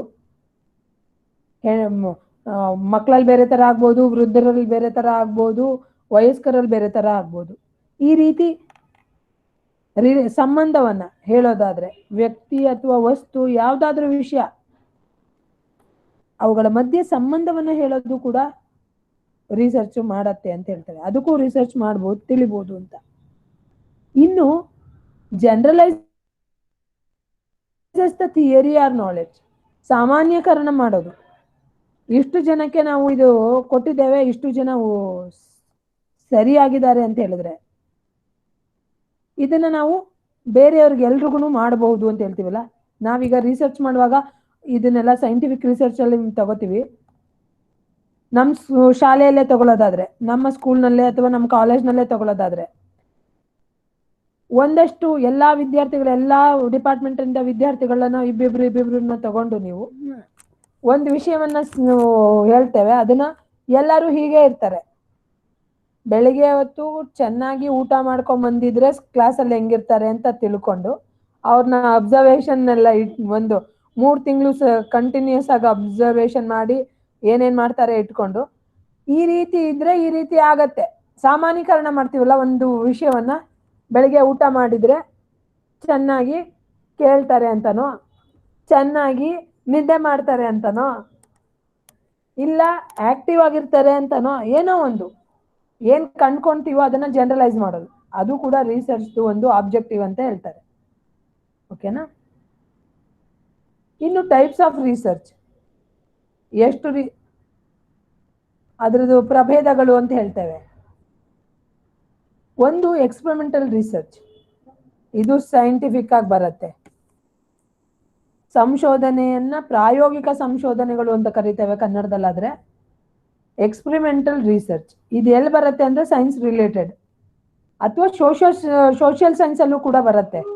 ಒಂದು ಬಿಹೇವಿಯರಲ್ ಎಕ್ಸ್ಪೆರಿಮೆಂಟ್ ಅಲ್ಲಿ ತಗೋಬೇಕು ಅಂತ ಅಂದ್ರು. ಎರಡನೇದು ಅಬ್ಸರ್ವೇಷನ್ ಕೂಡ ಒಂದು ರಿಸರ್ಚ್ ಆಗತ್ತೆ. ಒಂದು ಕಾಸ್ಮಿಕ್ ಅಥವಾ ಆಸ್ಟ್ರಾನಮಿ ತಗೊಳ್ಳೋದಾದ್ರೆ ಪ್ರತಿನಿತ್ಯ ಹೀಗಾಗತ್ತೆ, ಒಂದು ವರ್ಷ ಪೂರ್ತಿ ಅಬ್ಸರ್ವ್ ಮಾಡಿ ಈ ನಕ್ಷತ್ರ ಈಗೀಗಾಯ್ತು ಮಾಡಿಡ್ಬೋದು. ಇಲ್ಲ ಮಕ್ಕಳು ಯಾವ್ದಾದ್ರು ಒಂದು ರೀತಿ ಸತತವಾಗಿ ನಿರಂತರವಾಗಿ ಗಮನಿಸುವಿಕೆ ಇದೆಯಲ್ಲ, ಆಮೇಲೆ ಗಮನಿಸಿದ ಮೇಲೆ ಇಂಥದ್ದು ವಿಷಯ ನಾನು ಕಂಡ್ಕೊಂಡೆ ಅಂತ ಹೇಳ್ತೀರಲ್ಲ, ಅದನ್ನ ಅಬ್ಸರ್ವೇಷನ್ ರಿಸರ್ಚ್ ಅಂತ ಕರಿತೇವೆ. ಮೂರನೇದು ಎಕ್ಸ್ಪೋಸ್ಟ್ ಫ್ಯಾಕ್ಟೋ ರಿಸರ್ಚ್ ಅಂತ ಕರಿತೇವೆ. ಅಂದ್ರೆ ಆಲ್ರೆಡಿ ಫಿನಾಮಿನನ್ ಅಕ್ಕರ್ ಅಂತ ಹೇಳ್ತಾರಲ್ಲ, ಆಲ್ರೆಡಿ ಈಗ ಯಾರು ಮಾಡ್ತಾರೆ, ಒಂದು ಘಟನೆ ಸಂಭವಿಸಾಗೋಗಿದೆ, ಅದಾದ್ಮೇಲೆ ಅದ್ರ ಕುರಿತು ಅಧ್ಯಯನವನ್ನ ತಗೊಂಡ್ರೆ ಅದನ್ನ ಎಕ್ಸ್ಪೋಸ್ಟ್ ಫ್ಯಾಕ್ಟೋ ರಿಸರ್ಚ್ ಅಂತ ಕರಿತೇವೆ. ಈಗ ಉದಾಹರಣೆಗೆ ಭೂಕಂಪ ಆಗೋಯ್ತು, ಭೂಕಂಪ ಆದ್ಮೇಲೆ ಎಲ್ಲೆಲ್ಲಿ ಏನಾಯ್ತು, ಯಾಕಾಯ್ತು, ಏನೆಲ್ಲ ವಿಚಾರವನ್ನ ಉದಾಹರಣೆಗೆ ತಗೊಳ್ಳೋದಾದ್ರೆ ಹೇಳ್ಬಾರ್ದು, ಆದ್ರೂ ಪೋಸ್ಟ್ ಮಾರ್ಟಮ್ ತಗೋತೀವಲ್ಲ ಅದು ಕೂಡ ಹಾಗೆ. ಆಲ್ರೆಡಿ ಡೆತ್ ಆಗೋಗಿದೆ, ಯಾವ ಕಾರಣಕ್ಕಾಯ್ತು ಏನಾಯ್ತು ಅಂತ ಆಮೇಲೆ ಎಲ್ಲವನ್ನು ಕಂಡಕ್ಟ್ ಮಾಡಿ ತಿಳ್ಕೊತೀವಲ್ಲ, ಇದು ಫಿನಾಮಿನನ್. ನಾವೇನು ಮಾಡೋದಿಲ್ಲ, ಎಕ್ಸ್ಪೆರಿಮೆಂಟ್ ಮಾಡೋದಿಲ್ಲ, ಅಬ್ಸರ್ವೇಷನ್ ಮಾಡೋದಿಲ್ಲ, ಆಗೋದ್ಮೇಲೆ ಕೆಲವೊಂದು ವಿಷಯಗಳನ್ನ ಮಾಡಿ ತಿಳ್ಕೊಳ್ಳುವಂಥದ್ದು, ಸತ್ಯಾಸತ್ಯತೆಯನ್ನ ಈ ಕಾರಣಕ್ಕಾಯ್ತು, ಹೀಗಾಯ್ತು, ಇಲ್ಲೇ ಹೀಗಾಯ್ತು ಅಂತ ಹೇಳ್ತೇವೆ. ಅಂತ ರಿಸರ್ಚ್ ಅನ್ನ ನಾವು ಎಕ್ಸ್ ಪೋಸ್ಟ್ ಫ್ಯಾಕ್ಟೋ ರಿಸರ್ಚ್ ಅಂತ ಕರಿತೇವೆ. ಇನ್ನೊಂದು ಫಂಡಮೆಂಟಲ್ ರಿಸರ್ಚ್, ಮೂಲಭೂತ ಸಂಶೋಧನೆಗಳು ಅಂತ ಕರಿತೇವೆ. ಅದು ಕ್ವಾಂಟಿಟೇಟಿವ್ ಆಗಿರ್ಬೋದು, ಕ್ವಾಲಿಟೇಟಿವ್ ಆಗಿರ್ಬೋದು, ಎರಡೂ ಇರುತ್ತೆ. ಕ್ವಾಲಿಟೇಟಿವ್ ಕ್ವಾಂಟಿಟೇಟಿವ್ ಅಂತ ಹೇಳಿದ್ರೆ ಹೆಸರೇ ಹೇಳುತ್ತೆ, ಹೆಸರಲ್ಲೇ ತಿಳ್ಕೊಂಡಿರಿ. ಕ್ವಾಂಟಿಟೇಟಿವ್ ಅಂದ್ರೆ which express in numbers. Qualitative ಅಂದ್ರೆ ಡಿಸ್ಕ್ರಿಪ್ಟಿವ್, ವಿವರಣಾತ್ಮಕ ಅಧ್ಯಯನವನ್ನ ನಾವು ಕ್ವಾಲಿಟೇಟಿವ್ ಅಂತ ಹೇಳ್ತೇವೆ. ಸಂಖ್ಯಾತ್ಮಕ ಅಧ್ಯಯನ ಏನು ಇದೆಯೋ ಅದನ್ನ ಔಟ್ಕಮ್ ಆಗಿರ್ಬೋದು, ವಿಷಯಗಳನ್ನಾಗ್ಬೋದು, ಯಾವುದನ್ನ ಸಂಖ್ಯೆಗಳನ್ನ ಆಧಾರ ಇಟ್ಕೊಂಡು ಹೇಳೋದಾದ್ರೆ ಅದನ್ನ ಕ್ವಾಂಟಿಟೇಟಿವ್ ಅಂತ ಹೇಳ್ತೇವೆ. ಗುಣ ಅವಗುಣಗಳನ್ನ ಇಟ್ಕೊಂಡು ಅದ್ರ ಹೇಳೋದಾದ್ರೆ ಅದನ್ನ ಕ್ವಾಲಿಟೇಟಿವ್ ರಿಸರ್ಚ್ ಅಂತ ಹೇಳ್ತೇವೆ. ಫಂಡಮೆಂಟಲ್ ಅಂತ ಹೇಳಿದಾಗ, ಮೂಲಭೂತ ರಿಸರ್ಚ್ ಅಂತ ಹೇಳುವಾಗ ಒಂದು ಅದ್ರ ಮೂಲ ಪ್ರಕ್ರಿಯೆ. ಈಗ ಜಲ ಅಂತ ಹೇಳಿದ್ರೆ ರಾಸಾಯನಿಕನೇ ಬೇರೆ, ಅದ್ರದ್ದು ಬಯಾಲಜಿಕಲ್ ಫ್ಯಾಕ್ಟರೇ ಬೇರೆ, ಕೆಮಿಕಲ್ ಫ್ಯಾಕ್ಟರ್ ಬೇರೆ, ಫಿಸಿಕಲ್ ಬೇರೆ, ಹೌದಾ? ಅದ್ರ ಬಳಕೆ ಬೇರೆ, ಅದ್ರ ನೇಚರ್ ಬೇರೆ. ಈ ಎಲ್ಲವನ್ನ ಹೇಳ್ತೀವಲ್ಲ, ಅದನ್ನ ಕುರಿತು ರಿಸರ್ಚ್ ಮಾಡ್ತೇವಲ್ಲ, ಅದು ಬೋತ್ ಕ್ವಾಲಿಟೇಟಿವ್ ಆರ್ ಕ್ವಾಂಟಿಟೇಟಿವ್, ಎರಡರಲ್ಲೂ ಆಗತ್ತೆ. ಇನ್ನೊಂದು ಅಪ್ಲೈಡ್ ರಿಸರ್ಚ್, ಇದನ್ನ ಆಕ್ಷನ್ ರಿಸರ್ಚ್ ಅಂತಾನೂ ಕರಿತೇವೆ. ಒಂದು ವಿಷಯವನ್ನ ಅಪ್ಲೈ ಮಾಡಿ, ಬೆಳಗ್ಗೆ ಹೊತ್ತು ಮಕ್ಕಳು ದಿನ ಬರ್ತಿದ್ದಾರೆ, ಎಕ್ಸಾಮ್ ಬರ್ತಿದ್ದಾರೆ ಅಂತ ಹೇಳಿದ್ರೆ ರಾತ್ರಿ ಹೊತ್ತು ನಿದ್ದೆ ಚೆನ್ನಾಗಿ ಮಾಡಿಸಿ ಕಳ್ಸಿದ್ರೆ ಮಕ್ಕಳನ್ನ, ಬೆಳಗ್ಗೆ ಎಕ್ಸಾಮ್ ಚೆನ್ನಾಗಿ ಬರೀತಾರಾ ಇಲ್ವಾ? ಈಗ ಯಾರು ತಂದೆ ತಾಯಿಗಳು ಒಪ್ಪಿಗೆ ಕೊಡಲ್ಲ ಮಾಡ್ಲಿಕ್ಕೆ, ಕೂರ್ಸ್ಕೊಂಡು ಅವರು ಅವ್ರ ಜೊತೆನೆ ಕೂತ್ಕೊಂಡು ಓದ್ತಾ ಇರ್ತಾರೆ ಅಂತ ಅನ್ಕೋತೀನಿ. ನೀವೆಲ್ಲ ಮಾಡ್ತಿರ್ಬೇಕಲ್ಲ ಈಗಾಗ್ಲೇ. ನಮ್ಮ ಮಗಳಿಗೆ ಎಕ್ಸಾಮು ಅಂತ ಹೇಳ್ಬಿಟ್ಟು ನಮ್ ಕ್ಲಾಸ್ ಬಿಟ್ಟು ಹೋಗ್ತಿರಲ್ಲ, ಹೌದಾ?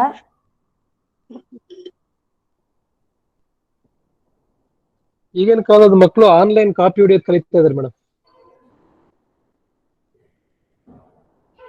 ಈಗಿನ ಕಾಲದ ಮಕ್ಕಳಲ್ಲಿ ಏನ್ ಪ್ರಾಬ್ಲಮ್ ಇದೆ ಹೇಳ್ತೀರಾ ಸರ್? ಯಾಕೆ ಅದು ಬಂದಿದೆ ಅಂತ? ಮಕ್ಳ ಪ್ರಾಬ್ಲಮ್ ಅಲ್ಲ ಅದು, ಅವ್ರಿಗೆಲ್ಲ ಸುಲಭವಾಗಿ ಸಿಕ್ಬಿಟ್ಟಿದೆ ಮೇಡಮ್. ಇನ್ಫಾರ್ಮೇಶನ್ ಏನಿದೆ ಅದು ತುದಿ ಬೆರಳಲ್ಲಿ ಇದ್ಬಿಟ್ಟಿದೆ ಅವ್ರಿಗೆ. ಇನ್ಫಾರ್ಮೇಶನ್ ಬಂದ ತಕ್ಷಣ ಡಿಸಾಸ್ಟರ್ ಅಂತ ಹೇಳ್ತೀವಲ್ಲ, ಹಾಗೆ ಅವ್ರಿಗೆ ಕಾನ್ಫಿಡೆನ್ಸ್ ಬಂದ್ಬಿಡತ್ತೆ. Without clarity they have so over confident. ವಿಷಯ ಗೊತ್ತು ಅಂದ ತಕ್ಷಣ, ಇನ್ಫಾರ್ಮೇಶನ್ ಇದೆ ನಮ್ಮ ಹತ್ರ ಅಂದ ತಕ್ಷಣ ಆರಾಮಾಗಿ ನಮಗೆ ಗೊತ್ತು ಅನ್ನೋ ಅರ್ಥ. ಪ್ರಾಕ್ಟಿಕಲ್ ಓರಿಯೆಂಟೆಡ್ ಇಲ್ಲ ಮೇಡಮ್. ಅದು ಬಳಸಕ್ ಬರಲ್ಲ ಅವ್ರಿಗೆ. ಎಲ್ಲಿ ಏನ್ ಬಳಸಬೇಕು ಅನ್ನೋದೇ ಗೊತ್ತಿಲ್ಲ, ಜ್ಞಾನವೇ ಇಲ್ಲ, ಇನ್ಫಾರ್ಮೇಶನ್ ಅಷ್ಟೇ, ನಾಲೆಡ್ಜ್ ಇಲ್ಲ, ಸುಲಭವಾಗಿ ಸಿಕ್ಬಿಟ್ಟಿದೆ. ಹಾ,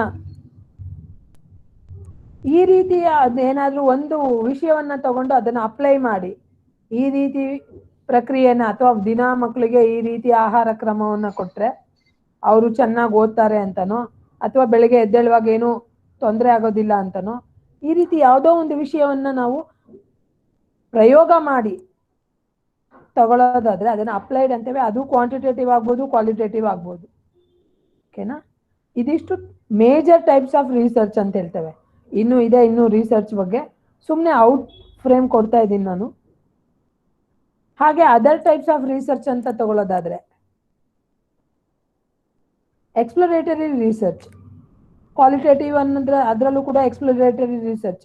ನೀವು ಬೇಕಾದ್ರೆ ಕ್ವಾಲಿಟೇಟಿವ್ ಎಕ್ಸ್ಪ್ಲೋರೇಟರಿ ಎರಡನ್ನೂ ಹಾಗೆ ಹಾಕೊಳ್ಳಿ.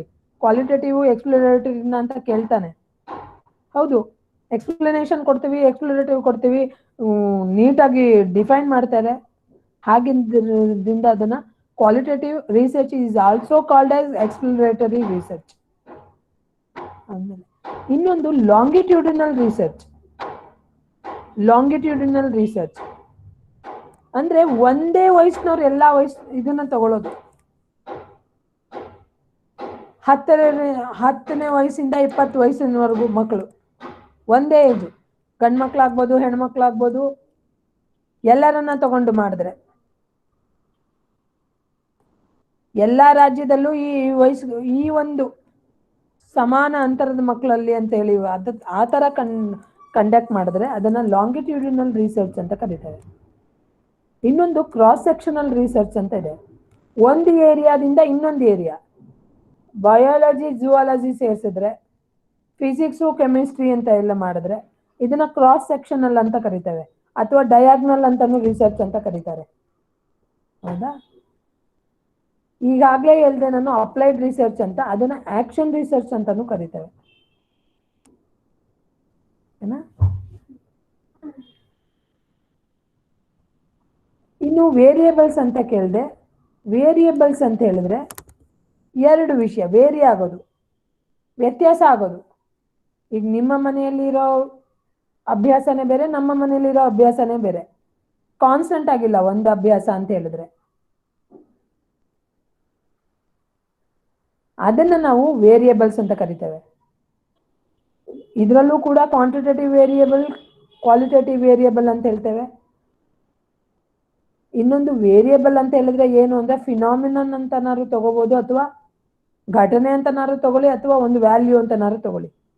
ಫಿನಾಮಿನನ್ ಅಂತ ಬಂದ್ರೆ ಅದು ಕ್ವಾಲಿಟೇಟಿವ್ ಆಗತ್ತೆ, ವ್ಯಾಲ್ಯೂ ಅಂತ ಬಂದ್ರೆ ಕ್ವಾಲಿಟೇಟಿವ್ ಆಗತ್ತೆ, ಅಲ್ಲ ಕ್ವಾಂಟಿಟೇಟಿವ್ ಆಗತ್ತೆ. ಅದರಲ್ಲೂ ಕೂಡ ಕಾನ್ಸ್ಟೆಂಟ್ ವೇರಿಯೇಬಲ್ ಅಂತ ಇದೆ ಒಂದು, ಇನ್ನೊಂದು ವೇರಿಯೇಬಲ್ ಅಂತ ಒಂದಿದೆ. ವೇರಿಯೇಬಲ್ ಅಂತ ಇದೆ. ಕಾನ್ಸ್ಟೆಂಟ್ ಅಂದ್ರೆ ಯಾವಾಗ್ಲೂ ಒಂದೇ ರೀತಿಯಲ್ಲಿ ಇರೋದು, ಚೇಂಜ್ ಆಗದೇನೆ ಇರೋದು. ಇನ್ನೊಂದು ಡಿಪೆಂಡೆಂಟ್ ವೇರಿಯೇಬಲ್, ಇಂಡಿಪೆಂಡೆಂಟ್ ವೇರಿಯೇಬಲ್ ಅಂತ ಹೇಳ್ತೇವೆ. ಡಿಪೆಂಡೆಂಟ್ ಅಂತ ಹೇಳಿದ್ರೆ ಯಾವುದನ್ನಾದ್ರೂ ಅವಲಂಬಿತವಾಗಿದ್ರೆ, ಈಗ ನಾವು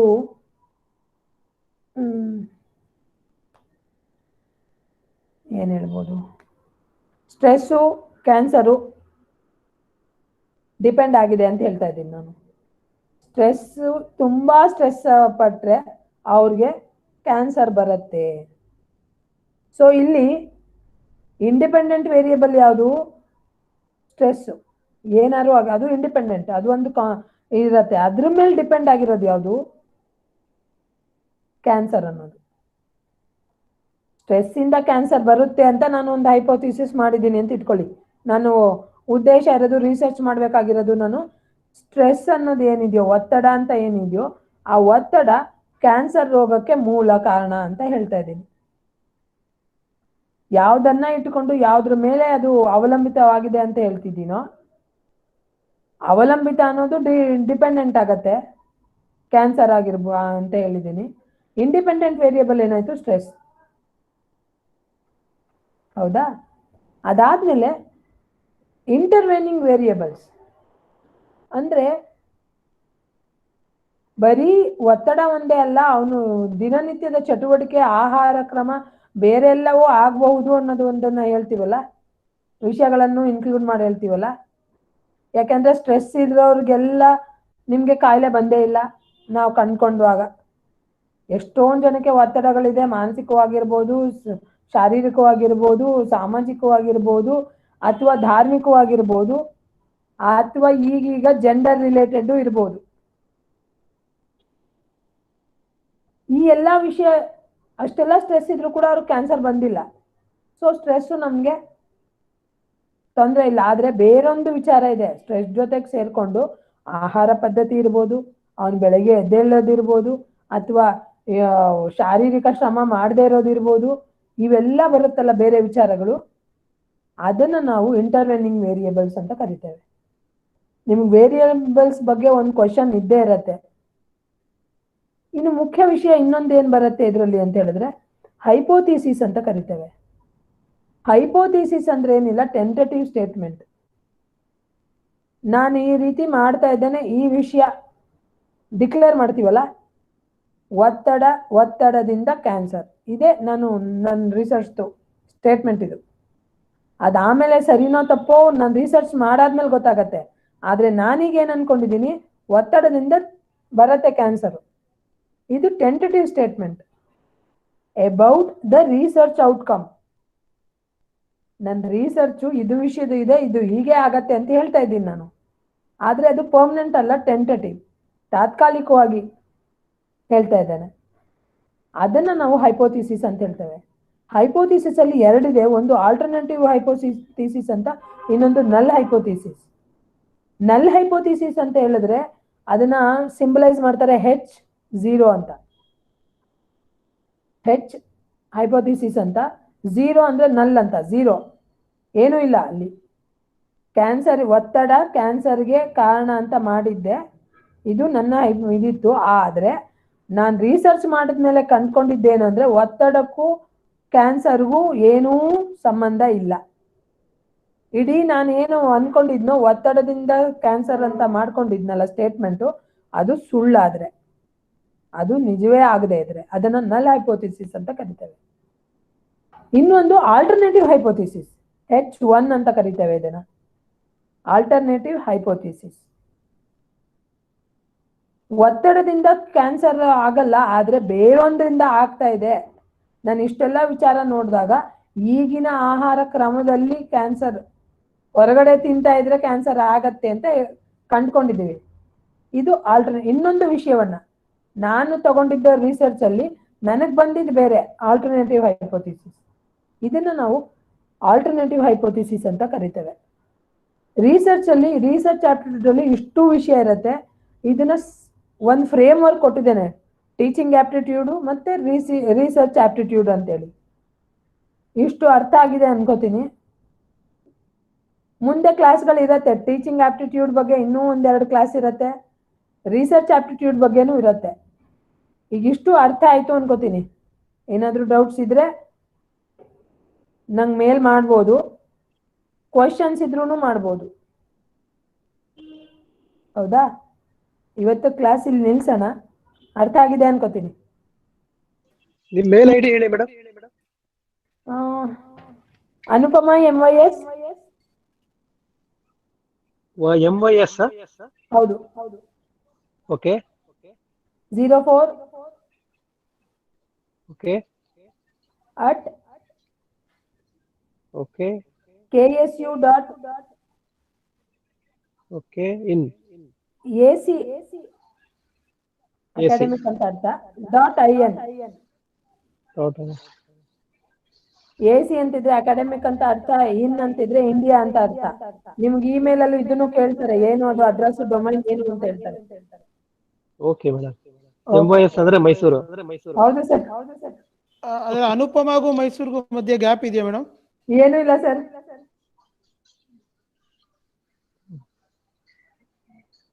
okay madam, thank you. Okay, thank you.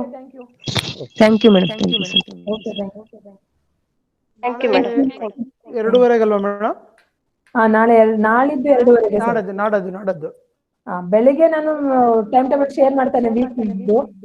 Okay ಮೇಡಮ್. ನಿನ್ನೆ ಏನಾದ್ರು ಮಾತಾಡಿದ್ದೀರಾ ಮೇಡಮ್ ಫೋನು? ನಿನ್ನೆ ಅಲ್ಲ ಸರ್, ಡೈಲಿ ಮಾತಾಡೋದು ರೆಕಾರ್ಡ್ ಆಗಿರುತ್ತೆ, ನಾನು ನಿಮ್ಗೆ ಡೈಲಿ ಕಳ್ಸಿಕೊಡ್ತೇನೆ ಸರ್. Okay madam. ಅಲ್ಲ, ನೀವು ಅದಾದ್ಮೇಲೆ ಕಾಲ್ ಬಂತು, ನಾನು ತಗೊಳ್ಳೋದ್ರಲ್ಲಿ ಕಟ್ ಆಯ್ತು, ಮತ್ತೆ ಮಾಡಿದೆ, ನೀವು ತಗೊಳ್ಳಿಲ್ಲ. ಇಲ್ಲ, ನೀವು ಕ್ಲಾಸಸ್ ಏನಾಗಿದೆ ಅಂದ್ರೆ ನೀವು ಸಬ್ಮಿಷನ್ ಮಾಡಿಲ್ಲ ಅನ್ಕೋತೀನಿ. ಆನ್ಲೈನ್ ಅಪ್ಲಿಕೇಶನ್ ಫಾರ್ಮ್ ಫಿಲ್ಅಪ್ ಮಾಡಿ ಕಳ್ಸಿಲ್ಲ ಅನ್ಕೋತೀನಿ. ಇಲ್ಲ ಕಳ್ಸಿಲ್ಲ, DD ತೆಗೆದಿದೆ. ಹಾ, ಮಂಡೇ ತಲುಪಿಸ್ತೀನಿ ಮೇಡಮ್. ಈಗಲೇ ಕಳ್ಸಿ ಸರ್, ತೊಂದ್ರೆ ಇಲ್ಲ. ನಿಮ್ಗೆ ಇವಾಗ ಇಮೇಲ್ಗೆ ನೀಟಾಗಿ ಬಂದ್ಬಿಡತ್ತೆ. ಕಳಿಸ್ಬಿಡ್ಲಾ ಮೇಡಮ್? ಗೂಗಲ್ ಫಾರ್ಮ್ ಅಲ್ಲಿ ಪೇಮೆಂಟ್ ಡೀಟೇಲ್ಸ್ ಕೇಳ್ತಾ ಇತ್ತಲ್ಲ, ಅದು ನಿಮ್ DD ನಂಬರ್ ಹಾಕ್ಬೇಕು ಸರ್. ಓಕೆ ಮೇಡಮ್, ಸರಿ ಮೇಡಮ್. DD ಆಮೇಲೆ ಕೊಡ್ಬೋದಲ್ವಾ? DD ನಂಗೆ ಫಸ್ಟ್ ವೀಕ್ ಮಾರ್ಚ್ ಅಲ್ಲಿ ಹೇಳ್ತೀನಿ ಸರ್, ಡೇಟ್ ಇರ್ತೀನಿ, ಅವಾಗ ಬಂದು ಕೊಟ್ರೆ ಆಯ್ತು. Okay madam. ಅಲ್ಲ, ಇವಾಗ DD ರೆಡಿ ಆಗಿದೆ ಮೇಡಮ್. ಸೋಮವಾರ ಕಾಲೇಜಿಗೆ ತಲುಪಿಸ್ಬೋದು ಸರ್, ಆದ್ರೆ ಅವಶ್ಯಕತೆ ಏನಿಲ್ಲ, ಇದಕ್ಕೋಸ್ಕರ ಬರೋದು ಅಂತ ಹೇಳ್ತಾ ಇದ್ದೀನಿ. ಇಲ್ಲ, ಪಾಪ ಸ್ಮಿತಾ ಬರ್ತೀನಿ ಅಂದ್ರು, ತಗೊಂಡೋಗಿ ಕೊಟ್ಬಿಡಿ. ತೊಂದ್ರೆ ಇಲ್ಲ. ಹಾ ಮೇಡಮ್, ಓಕೆ. ಫಾರ್ಮ್ ಫಿಲ್ ಮಾಡ್ತೀನಿ ಮೇಡಮ್, ಅದು ಬಿಸಿ ಆಗ್ಬಿಟ್ಟೆ. ಲಿಂಕ್ ಇದೆ ನೋಡಿ ಸರ್, ಆರಾಮಾಗಿ ಕೈಯಲ್ಲಿ ಮಾಡ್ಬೋದು ಮೊಬೈಲ್ ಅಲ್ಲಿ. ಸರಿ ಮೇಡಮ್, ಸರಿ, ನೋಡ್ತೀನಿ ಈಗ. Okay, thank you madam. ಹೇಳಿ. ಏನಿಲ್ಲ ಮೇಡಮ್, ಧನ್ಯವಾದ. Okay, thank you. ಸ್ವಲ್ಪ ಕೆಲವು ಇಂಗ್ಲಿಷ್ ಶಬ್ದ ಅರ್ಥ ಆಗ್ತಾ ಇಲ್ಲ. ನೀವು ನಂಗೆ ಚಾಟ್ ಬಾಕ್ಸ್ ಅಲ್ಲಿ ಅಲ್ಲೇ ಹಾಕಿದ್ರೆ ನಾನು ಅಲ್ಲೇ ಮೆಸೇಜ್ ಹಾಕ್ತೇನೆ, ಅಥವಾ ನೀವು ಆಮೇಲೆ ಕೇಳ್ಬೋದು ನಂಗೆ. ಸರಿ ಮೇಡಮ್, ಆಯ್ತು. ಓಕೆ, ಧನ್ಯವಾದ. ನನಗೆ ನಾನು ಮಾತಾಡಿದ್ರೆ ಡಿಬೇಟ್ ಶುರು ಆಗ್ಬಿಡುತ್ತೆ ಅಂತ ಭಯ ಮೇಡಮ್. ಹೌದು ಸರ್, ಕ್ಲಾಸಸ್ ಎಲ್ಲರಿಗೂ ಟೈಮ್ ಹಾಳು ಮಾಡೋಕ್ಕಾಗಲ್ಲ. ಅದಕ್ಕೆ ಸುಮ್ಮನೆ ಆಗ್ಬಿಟ್ಟೆ, ಮ್ಯೂಟ್ ಹೋಗ್ಬಿಟ್ಟೆ. ಅವ್ರ ಎಕ್ಸಾಮ್ ಮೊದಲು ಮುಗಿಸ್ಕೊಳ್ಳಿ, ಪಾಸ್ ಆಗ್ಬಿಡ್ಲಿ, ನಾವು ಡಿಬೇಟ್ ಆಮೇಲೆ. Okay madam. ನೀವು ವಿನಯ್ ಹೇಳಿ. ಆರ್ಟಿಕಲ್ ಕಳಿಸ್ತೀನಿದ್ರೆ ಕಳಿಸ್ಲಿಲ್ಲ. ಸರ್ ನೆಕ್ಸ್ಟ್ ವೀಕ್ ಕಳ್ಸಕ್ಕಾಗತ್ತಾ? ಕಳ್ಸಿದ್ರಾಗತ್ತಾ?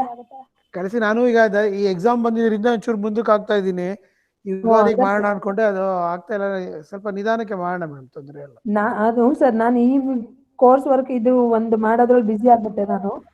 ನಾನೇನಾಯ್ತು, ಮನೆಗೆ ಶಿಫ್ಟ್ ಆಗ್ತಾ ಇದ್ದೀನಿ, ನನ್ನ ಸ್ವಂತ ಮನೆಗೆ. ಓಕೆ, ವರ್ಕ್ ಶುರು ಮಾಡಿಸ್ಕೊತಾ ವರ್ಕ್ ಆಗ್ತಾ ಇದೆ. ಸರಿ ಸರ್, ನೆಕ್ಸ್ಟ್ ವೀಕ್ ಒಳಗಡೆ ಕೊಡ್ತೇನೆ ನಾನು. ಕಳಿಸಿ ಮೇಡಮ್, ಕಳಿಸಿ. ವಿನಯ್ ಹೇಳಿ. ಮೇಡಮ್ ಇದು ಎವ್ರಿ ಸೆಕ್ಷನ್ಸ್ ಕಾಲೇಜ್ ವೆಬ್ಸೈಟ್ ಅಲ್ಲಿ ಸಿಗುತ್ತಾ ರೆಕಾರ್ಡೆಡ್ ಮೇಡಮ್? ಕಾಲೇಜ್ ವೆಬ್ಸೈಟ್ ಅಲ್ಲಿ ಸಿಗಲ್ಲ, ಅದಕ್ಕೆ ಹೇಳ್ತಾ ಇರೋದು ನಿಮ್ಗೆ. ಮೊದಲು ಗೂಗಲ್ ಫಾರ್ಮ್ ಹಾಕ್ಬಿಡಿ, ನಿಮ್ಗೆ ಅಲ್ಲೇ ಬಂದ್ಬಿಡತ್ತೆ. ಶೇರ್ ಮಾಡಕ್ ನಂಗೆ ಈಸಿ ಆಗುತ್ತೆ. ಮೇಡಮ್ ನಾನು ಕಳಿಸಿದ್ದೇನೆ, ಡಿಡಿ ತಗೊಂಡು ಇಟ್ಕೊಂಡಿದ್ದೀನಿ. ಅದು ಡಿಡಿ ಎಲ್ಲ ಫಾರ್ಮ್ ಫಿಲ್ಅಪ್ ಮಾಡಿ ಕಳಿಸಿದ್ದೀನಿ ಮೇಡಮ್. ಹಾಗಾದ್ರೆ ಬರುತ್ತೆ. ನಂಗೆ ಸೋಮವಾರ ನಿಮ್ಗೆ ಈ 2 ಕ್ಲಾಸ್ ವಿಡಿಯೋ ಕಳ್ಸಿಕೊಡ್ತೇನೆ, ರೆಕಾರ್ಡಿಂಗ್ ಕಳ್ಸಿಕೊಡ್ತೀನಿ. ಅಂದ್ರೆ ಅವ್ರು ನೆನ್ನೆ ಇದು IT ಇದು ಮಾಡಿರೋದು ಇದನ್ನು. ಹೌದು, ಪ್ರತಿಯೊಂದು ರೆಕಾರ್ಡಿಂಗು ಇರುತ್ತೆ. ನೀವು ಆಮೇಲೆ ಬೇಕಾದ್ರೆ ಅಕಸ್ಮಾತ್ ಮಿಸ್ ಆಯ್ತು, ಒಂದಿನ ನಾವು ಬರಕ್ಕಾಗಿಲ್ಲ ಅಂದ್ರೂ ತಲುಪಿಸ್ಲಿಕ್ಕೆ ವ್ಯವಸ್ಥೆ ಮಾಡ್ತಿದ್ದೇವೆ sir. Okay madam, thank you madam. Okay okay madam, thank you madam, ಧನ್ಯವಾದ. ಓಕೆ ಓಕೆ, ಇನ್ನೇನು ಕ್ವಶನ್ ಇಲ್ಲ ಅನ್ಕೋತೀನಿ. ಓಕೆ.